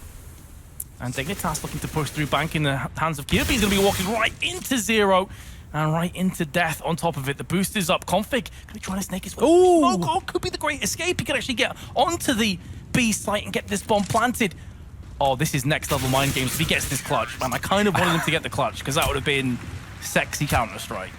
Yeah, that was a nice shot from Config and Kirby. I thought when they brought it down to a 2-on-3, they should have just neutralized the situation and stopped pushing, just get the bomb down and create an after-plant situation. But instead, Kirby decides to push back and get smoked down, and then you saw the ninja moves from Config almost paying off. But it is going to be HellRaisers picking up that first one. But it has to be pointed out too, Dignitas so far, both on Mirage and here on Overpass 2, often to go for a lot of fast plays. Here's that boost again that we saw previously over Graffiti. I think eyes on short. The thing is though, this does take a lot of the firepower and stack it in one position. So if this boost keeps coming in, I wouldn't be too surprised if Dignitas adapt and start to play aggressive on A, knowing that 3 players are stuck on the B side at least. Well, right now they have established long control. They have that information. They also have one around the toilets. Still, bomb is all the way down in connector, so that might indicate a possibility of a B push eventually. No, actually they're creeping their way back. And now it's going to be Stico here in a bit of a tricky position. I hope he has some mates there, a buddy system enabled. Not really, to be honest. Well, Oscar is here, so there is a bit of a help coming in for him before Oscar just decides to fall back. MSL's going to go down, though. Good job, well done from Stico. It's going to be able to fall back, too, but the bomb is making its way towards this B-bomb site. Rubino taking point. They want to try and get an entry frag. Meanwhile, Config has added to the tally of dead HellRaisers members. Bondic and Angel, though, bouncing back with kills of their own. Leave Tensky with the arduous task of, with 23 seconds, trying to get something done with Config. Config doing what he can to take down one player. Nearly a second. Here comes Tensky. One kill in a second. Headshot onto Oscar. Massive plays. Breaks HellRaisers once again. And what a round, what a clutch that could end up being. Big plays from the Dane. Well, that's a great payback for what happened to Dust 2 all the way back in map number 1. He had a bit of a moment where it may have cost him a really crucial round, and now he wins a massive 1-on-2, and that's going to be breaking the economy of HellRaisers, who won the previous round and then losing the one after. That we often refer to as the nightmare of Counter-Strike.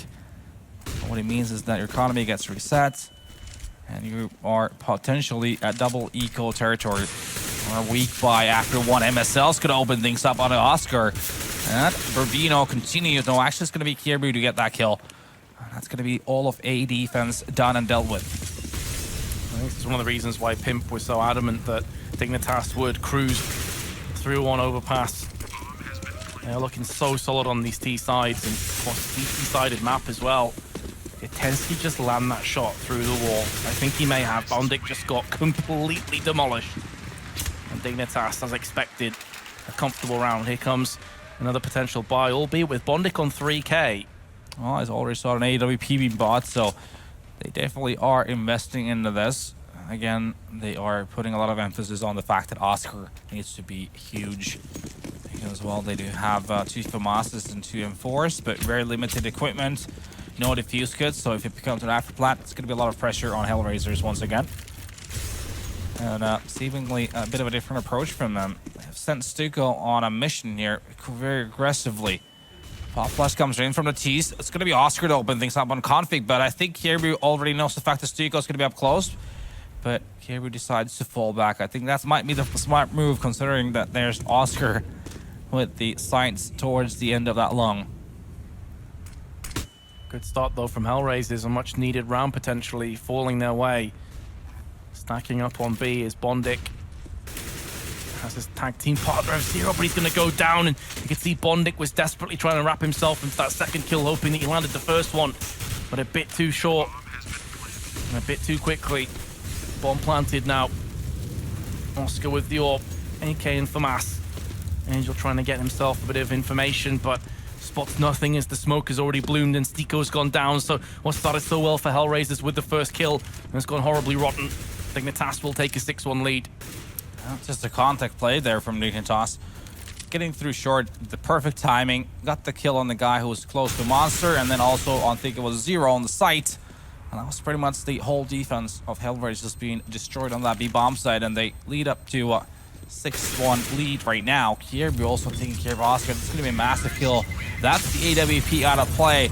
And Angel going down 2. It's going to mean another save round here for HellRaisers. It's just inbound.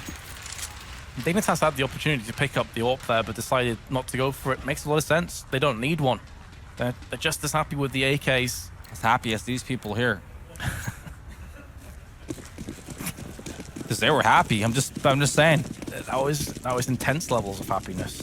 I'm gonna go ahead and say I don't know if I should be scared or not. Well, we should. Oh, Stiko with the Deagle. Upgraded pistols are the name of the game of HellRaisers right now, and the name of the game also is going to be a fast push towards the B-bomb side.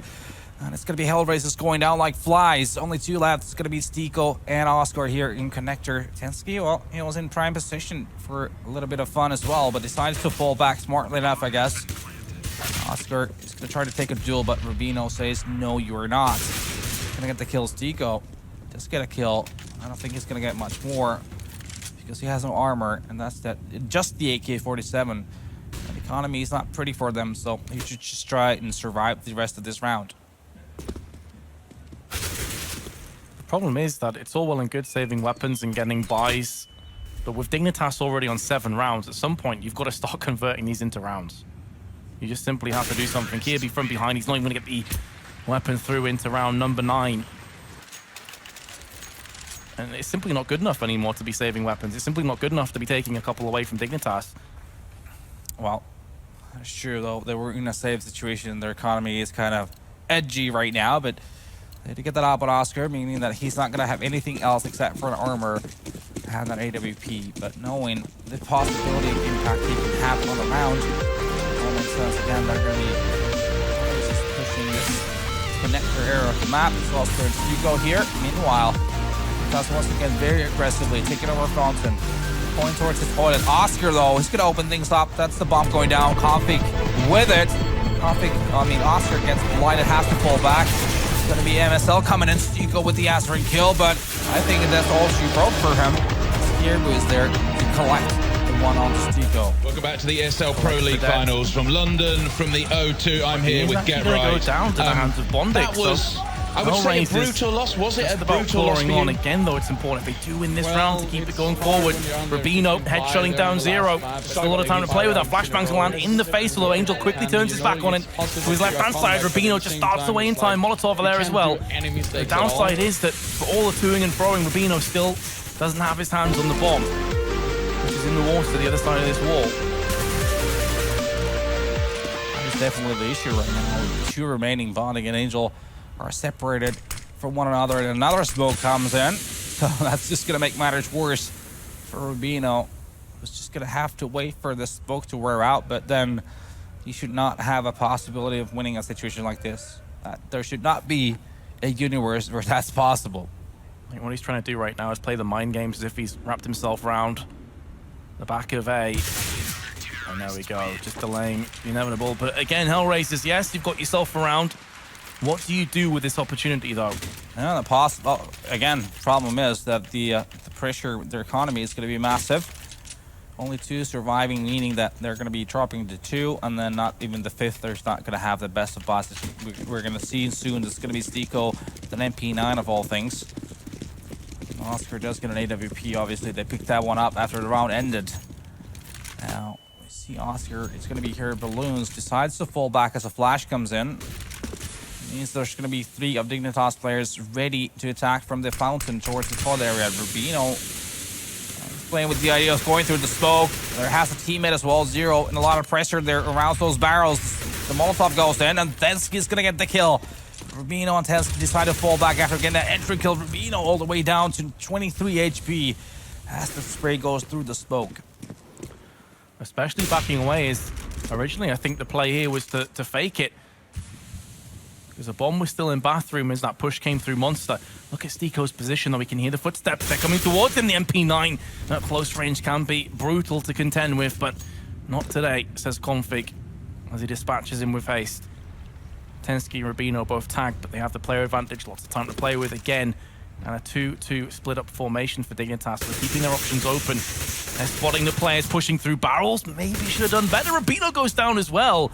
And this now forces the hand of Dignitas to go on A, which, fortunately for them, is open. And look at that health here, Natu, of both of HellRaisers. It ain't pretty, that's for sure. It's going to make things way worse for them. They only have 1 flash to work with 2.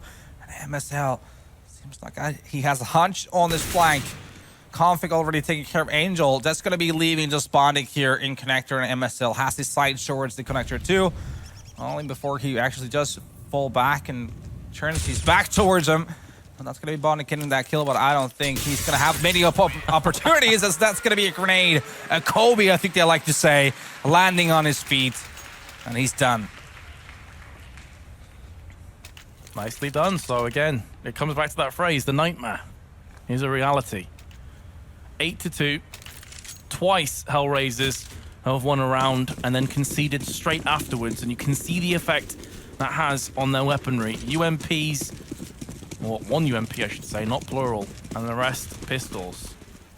Got a few smokes, a few grenades, but that's about it. And this is going to force them into a bit of an unorthodox desperation play, stacking up in connector and B respectively, hoping that the force came in from Dignitas into the trap, but that's not going to happen. MSL playing this one smart, playing it steady, just watching for a connector push while the rest of his team executes onto the A site, which is where HellRaisers have started to rotate themselves into. The problem is they're lacking the firepower, and that's becoming ever so present and clear.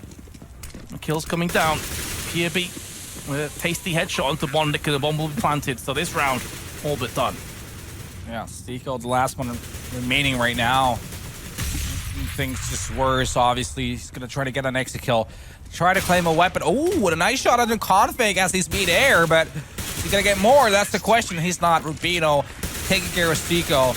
And I think it's not going to be far off before we're going to be looking at double digits from Dignitas. It's going to be safe territory right now for HellRaisers. Their economy definitely not looking pretty. I don't think their faces are looking too happy either. But it's happier than the a lot of the audience we saw earlier. Has to be said.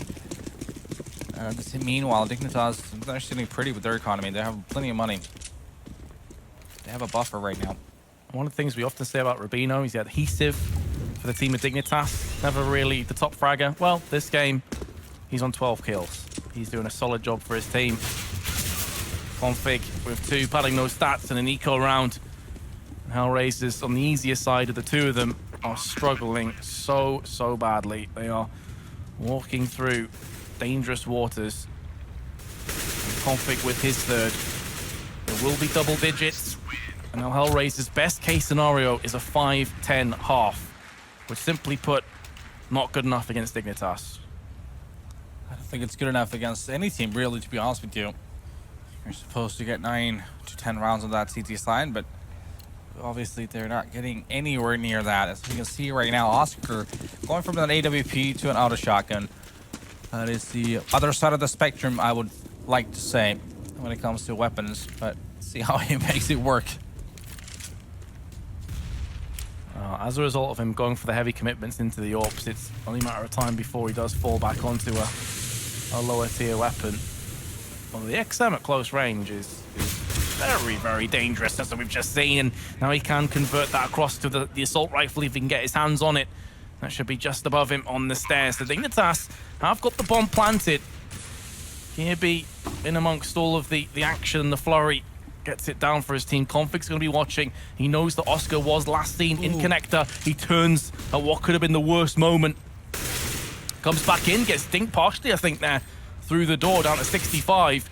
And now it's up to Kirby to try and fend off the onslaught from these two players, which are coming in at him. But Config comes back around again just in the nick of time to help his teammate out, leaving Oscar and his 29 health. So just tuck his tail between his legs and run away to save the weapon. And also a massive flash. I'm not sure if it was Config that threw it, but totally blinding the player. The CT that took his way 2 barrels was blinded right at the moment when the duel took place. And that's going to be another round, not even a round that actually favored Dignitas going their way. So things are just going from bad to worse right now for HellRaisers. And Dignitas, they're on the brink of getting their first international LAN victory and the $30,000 that goes alongside with that. And look at Oscar. Oh man. The observer right now is pointing out he's sitting at 6-2-11. Something we don't see all too often, has to be said. He does have an AWP right now. And it's going to be shotgun, or max 7 rather, on Stiko. And then 2 Famas and an AK-47. So a bit of a quasi-buy for HellRaisers, but still quite a bit to work with. And considering the round difference right now, they definitely had to go for it. In fairness to Oscar, he hasn't had that many ops though, and plus if your team's getting battered 11-2, from an AWP's perspective, overpass can actually be really punishing because there's a lot of close angles that you need to try and cover off, especially if the smokes are being put down into like the bank and the dumpster. So it can be a very punishing map, which is what we've seen so far, but Dignitas have just stepped up a couple of levels. We know that they're a crazy strong overpass team, but this is taking it into a different gear, and HellRaisers simply can't keep up. No, they're missing from the map right now, totally. I think this Dignitas is taking things very slowly, very methodically, trying to collect all the possible equipment off of HellRaisers' hand before they commit to a bomb site. As we can see, it's only 1 incendiary and 2 flashes left right now. I think a pop flash might be in order here. It's going to be Molotov coming in here. Stuko, he's in the right moment, right place, the right time right now to make it work. He's only going to have a chance for 1 kill. 2 more right in front of him, but it's going to be Angel actually racking up the kills. It goes down. Dignitas' attack is going to be Config left. Stiko is going to end things off with a nice headshot with the max 7. Yeah, well played in the end from HellRaisers, but again, they've left it too late. Yep.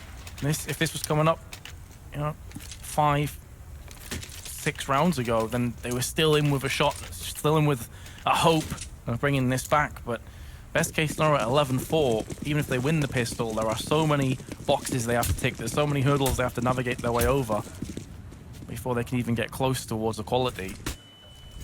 So this is a must-win round, plus the pistol and MSL punishes Angel at a good spawn. Unfortunate for Oscar, just legs on towards Kirby and doesn't even finish him off with the nade. The nade only did 15 damage. Kirby's on 2 health. Very fortunate to still be alive.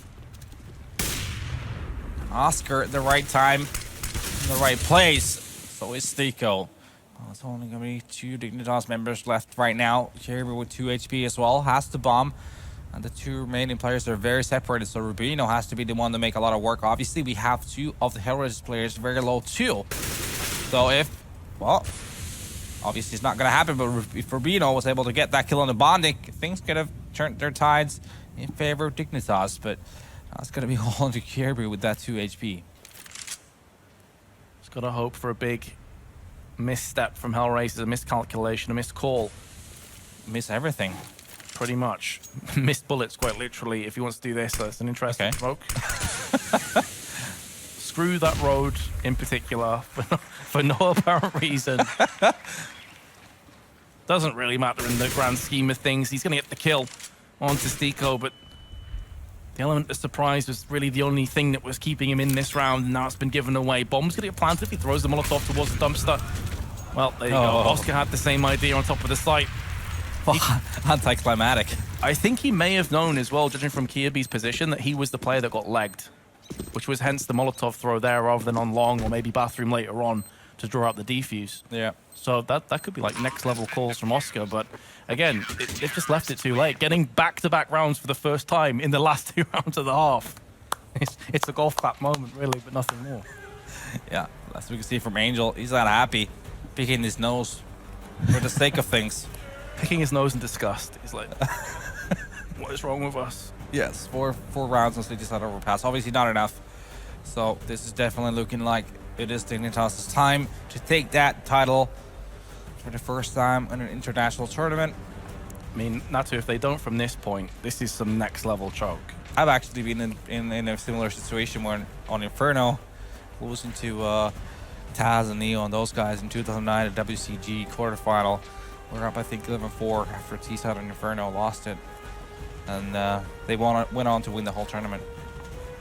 I can tell that clearly haunts me to this day. Like, I can see it. It's something we still talk about over a beer every now and again and think, what could have been? But that just goes to show, like, how unlikely it is that Dignitas lose from this point. Yeah, it is. Because that's stuck in your mind for very negative reasons, because it should never, ever happen. Exactly. So, if they lose from here, then where do you even go? Well, let's not talk about that. It's a pistol round right now. HellRaisers on the T side. They have their opportunities, but it is one heck of a mountain to climb. Rubino is going to be pushing Fountain right now. He spots one of the HellRaisers members, but in the meanwhile, pretty much the rest of them are just going to be going through connector. MSL also pushing up here. Church trying to gain a lot of ground. Rubino and MSL are going to start and get things done here. The first 2 kills going away off Dignitas, but Angel, he has differing ideas about this round. Angel with the Glock headshot. Bomb's been planted. Started so well for Dignitas. It could still end well with a player advantage, but that's been taken away from Bondic. And Angel lands the headshot as well. Here comes Oscar. This is so much better. Revitalize HellRaisers, maybe. Just what the doctor ordered. Some smiles finally on their faces. Yeah, that was the last call for them, and they definitely picked up on that. Getting the pistol round. Now they have a vague opportunity of fighting their way into this match, but obviously still, like I said, it is a mountain, and they've only taken the first step. Well, every big step starts with... Every big journey starts with a small step. Nice one. Nailed it. Nailed it. Small step for a human. Been a long day. Big step for the humanity. Zero with a good little frag onto Rubino. Stico's going to be pushing in as the HE bounces off the wall. Dignitas to force into this round. And HellRaisers will be firm favorites to convert from this point. Bomb dropped out just for safety to make sure it doesn't go out in the middle of nowhere. MSL is going to land a deagle shot, though. He's not able to get towards that weapon. He's too scared in case another player's in connector. Which, of course, we have the benefit of knowing is not the case, but that's also an AK. So this is a big opening pick for Dignitas. And it surprises me somewhat that they send an AK all by themselves. Right now, we see HellRaisers are one on long right now, and MSL is going to be in connector. I think there's like 2 of Dignitas players actually rotating their way towards the bomb site. Here comes the Molotov. That's probably going to be a key of what's going to be config with the Deagle. Not going to get anything out of it. Stico with the opening kill, but MSL with the flag from A Sword, getting 2. Making it really competitive. Look at the HP on Stico as well. And Oscar, not that more healthy either, but Stico super low, but that's going to be the aim punch coming to fruition. Caribou though, but Stico in the end, he's going to save the day. How close was that? It wasn't supposed to be anything like that. But in the end, it is going to be HellRaisers holding on to it. And that all comes off the back of MSL's frag in connector and picking up the AK. Yep. That's why you don't send an AK by itself in sticky positions like that, because it really can come back to bite you. But as it stands, HellRaisers will be up against an Eco Dignitas, so they can wipe away the cobwebs. They can try and farm their way back up to decent standing with the bank. And Oscar opening up onto MSL. Here's the first step forward in round 18. That's HellRaisers taking over long right now. Most of Dignitas are actually in B. They've taken over connector. They're pushing up right now. Angel in prime position to maybe stop that push. If he spots any of those CTs, he spots one right now. Connects slightly, sees 2 more. In fact, just 1. He's going to be running into another. Here we're getting that kill. Meanwhile, though, his teammates have already made their way towards that A bomb site. Bondic in toilet. Rubino, though, he's going to get a kill. But they're making it costly at least. Bondic is just overcommitting into that smoke for whatever reason. He's gonna get taken down, so there's an outside chance right now for Dignitas. Obviously no kick in play for them, so they gotta be fast about it. Oh, that was a must-needed kill for Dignitas from Bank. Zero should have been punished. What is going on? There's so many parts of this round that don't really make a great deal of sense, and if something was slightly different, HellRaisers would have just conceded a round that should never ever be going the way of Dignitas. But as it stands, they have somehow barreled their way through back to 11-7. But here comes the first buy, and Rubino, as we saw in Dust 2, picking up the AWP for the CT side. Could be based off his spawn though, which is a very solid one for Fountain. Not gonna find anything though, as it's gonna be HellRaisers taking over that B short area. Pretty much everyone from their team are very close to B. Config, however, is going to be at the off angle next to Monster, but has to be really careful because the potential of pop flashes are always big. Well, he does decide to just fall back to the barrels and things slow down. Here comes the boost. Stico's going to be boosting up Angel so we can peer across towards the toxic barrels. There's the pesky CT on the site. I'll get picked off as well. Damage exchange, but Kirby from behind. As soon as the bullets were coming from the angle, they knew exactly what was happening. Great call from Dignitas. Get the 2 kills, back away. And now, suddenly, HellRaisers with it all to do. That's the damage dealt. Only 1 smoke on Bondic. A Molotov on 0, 2 flashes, but that doesn't allow them to do hold too much. It's going to be all about brute force for them. They need to have Oscar come in with the AWP and get the kills. He is making his way right now towards Monster, but there are 3 Dignitas members on this bomb site. It's not going to be an easy task, and here comes a grenade, and here comes Config. He's going to get Oscar out of the map, leaving just pure Bondic and Zero. Be in short, behind a smoke, waiting for their destiny. Ooh, close for Bondic. Nearly lined up for him. Zero's now been spotted, and he's been killed from Kirby, who's gone from strength to strength. 3 kills that round for him, 2 for Config. Kirby's round has to be said, obviously. Great timing with the push. There's a connector. He heard the fight going on. He probably heard the call about a boost. But short, it just comes to the door, gets those 2 kills. Makes it a 5-on-3 really quickly. And that's going to be Dignitas 1 closer towards championship point. Very true. They are in touching distance now. They can securing smell it. themselves. They certainly can. HellRaisers were hoping for back-to-back EU minors. Dignitas have other plans. HellRaisers, they're almost full on eco as well. Yeah. MSL getting charged down by 2 players. Able to actually relocate with the USP. Sidearm's good for 1 kill, but not a second. And that is now an M4 into the hands of Oscar. He's surrounded and will be found out from Kirby and found wanting. Another buy will be forthcoming, but HellRaisers, simply put, are running out of time.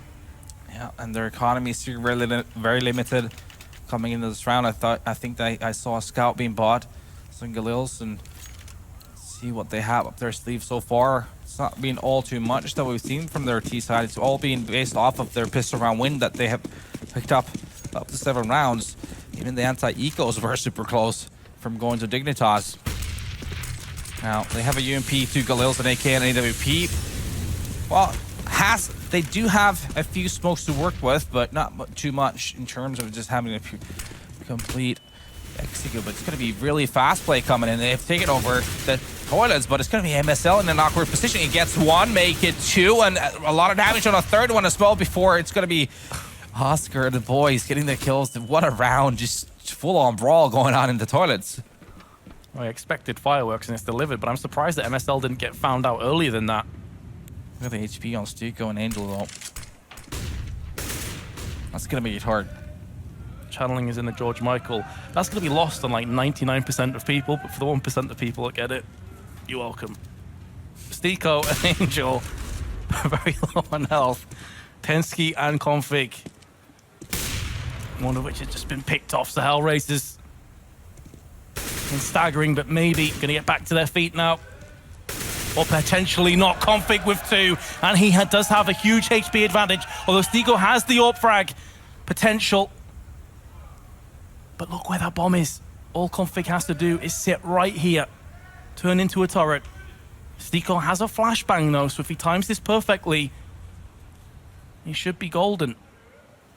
20 seconds and Config. Oh, he was toying with the idea of peeking. 15 seconds. Stico has to start to make a move. He can't afford to wait too much longer, and Config's going to be waiting for this one. He's still in the position, and Config's going to get the clutch. Dignitas moved 2 rounds away. HellRaisers will be gutted. Was that a 3-on-2 that they just lost? 3-on-1 in the end. Yeah, Config 3-on-1. against 3, but 2 of them were really low on HP. Got the kill on the Oscar, obviously was the one with high HP. And then the patience in that one-on-one has to be said. Great work from Config there. Really just rising to the occasion when they really need him. And that's been his special force so far in this tournament. Here comes a spray down. Only gets 2 though, as Tigo manages to finally trade the kill. But it's not over yet. Tensky is going to be the man of the hour right now. Here comes the push from Stico. Is getting another one. It's a good one from HellRaisers. They get the bomb down too, so it becomes an afterblunt. An afterplant that is winnable for HellRaisers. 2 and 4s in play. Make that just the ones. Angel gets ripped apart from Kirby. HE flashes coming in, trying to take away as much vision as possible. MSL's the next player to step up and shut down players. Oscar spins around and lands the deagle. That was ridiculous. Not that it really matters, but wow. 15-7 now with the defuse. Dignitas, 8 championship points. Yeah, and they are looking poised right now. They'll take that championship too.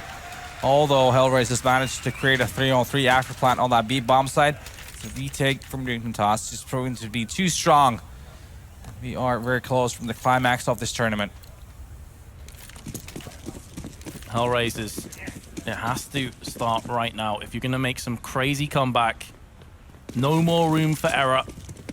No more mistakes, no more misplays. From here on out, it has to be perfection, and Rubino gets the opening pick. Bondit goes down, MSL as well. Look at this charge from Dignitas. No surrender whatsoever in them. They'll be peering their way across, up through long, into playground.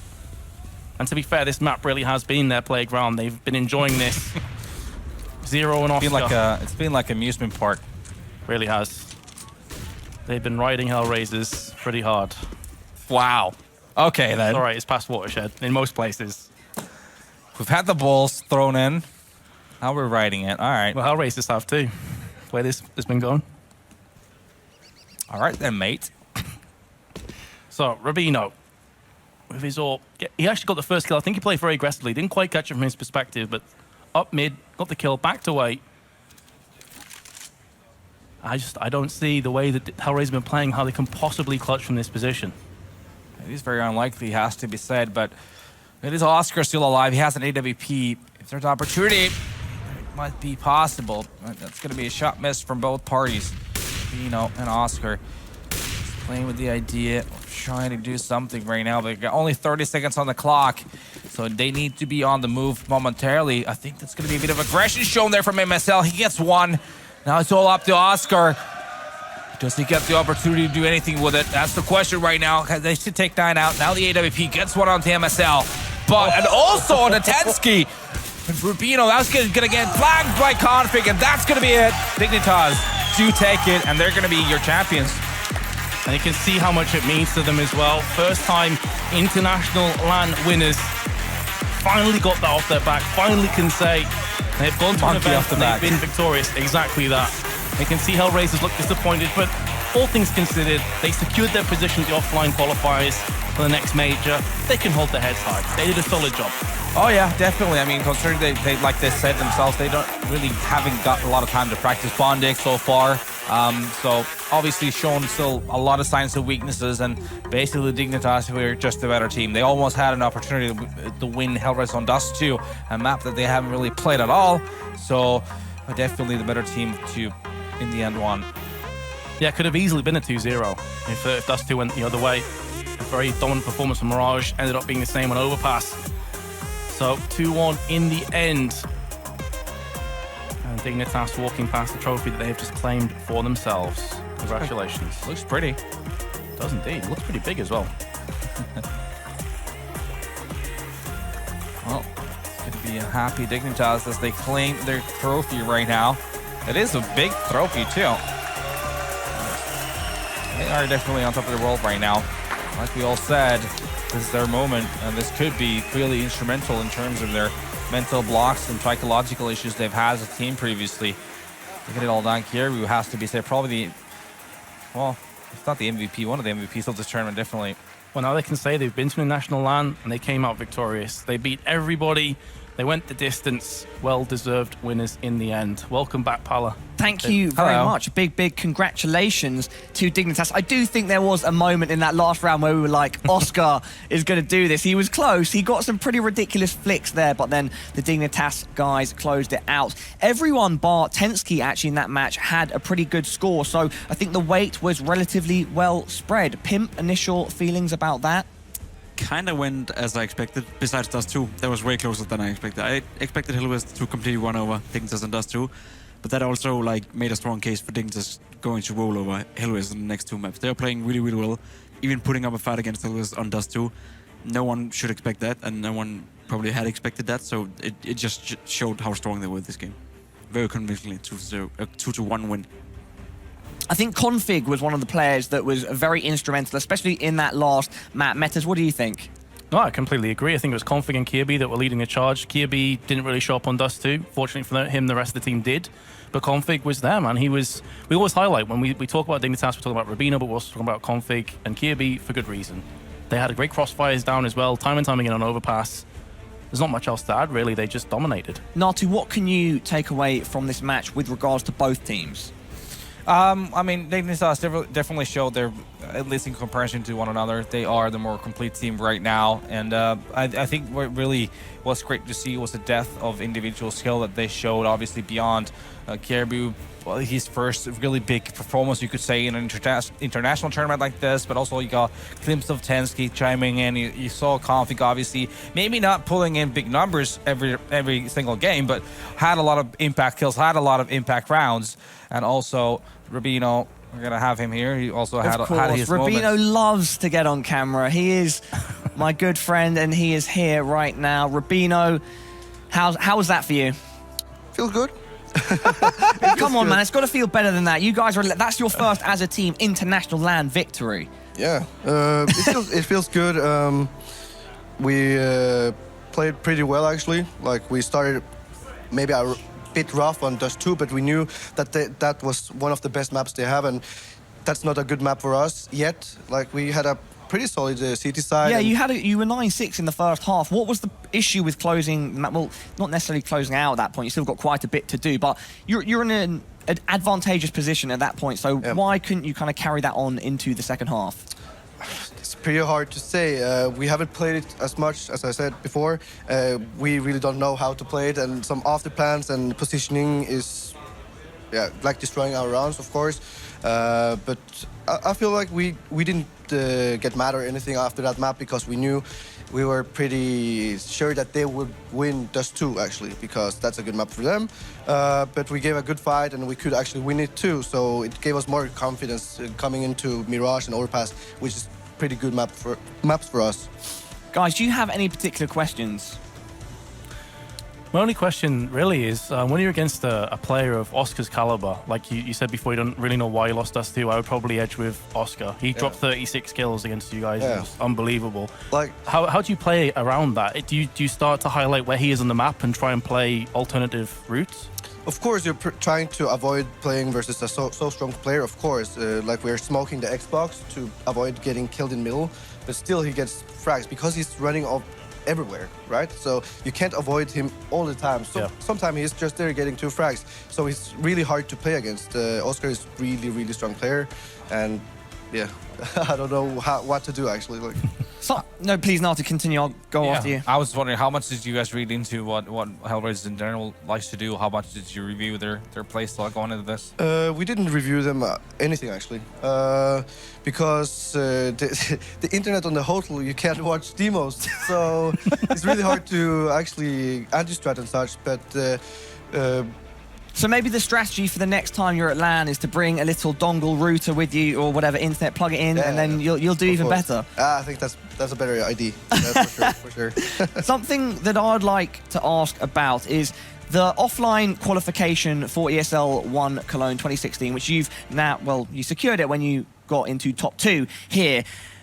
the amount of teams that are at that tournament is absolutely insane. There are, I think it's Envious, Mouse, FaZe, some really, really high-level competition. You've done very well here. You've secured yourself $30,000, but by securing yourself a spot there, I mean, you've got a lot to do still. What are your initial thoughts about that?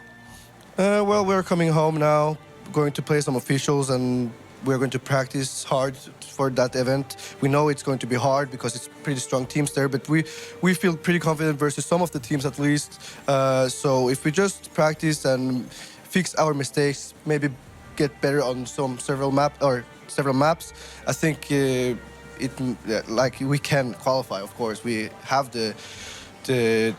our team has been playing really well. Some upside, some downside, of course, but that's how it is. We are trying to fix everything, and hopefully this is giving us more motivation to continue. How driven, yeah, exactly. How driven after this are you to not let what happened at the MLG qualifiers happen again? Well, it's a relief, of course. Just qualifying from the minor to the major qualification is a huge boost for us as players and a team. And I think that will help us come to the major qualification. We just need to practice and not have the same attitude as last time. Maybe we were a bit cocky. We went to the US like 5 days before the event, didn't play because we thought like, okay, we are going to qualify to the major, and that attitude, or like, you can't think like that. That mindset was really wrong, and we have learned of it, and hopefully we're not going to do the same again. Okay, and you feel you've corrected those mistakes, you're not going to let that happen again? Yeah, I think we learned after that.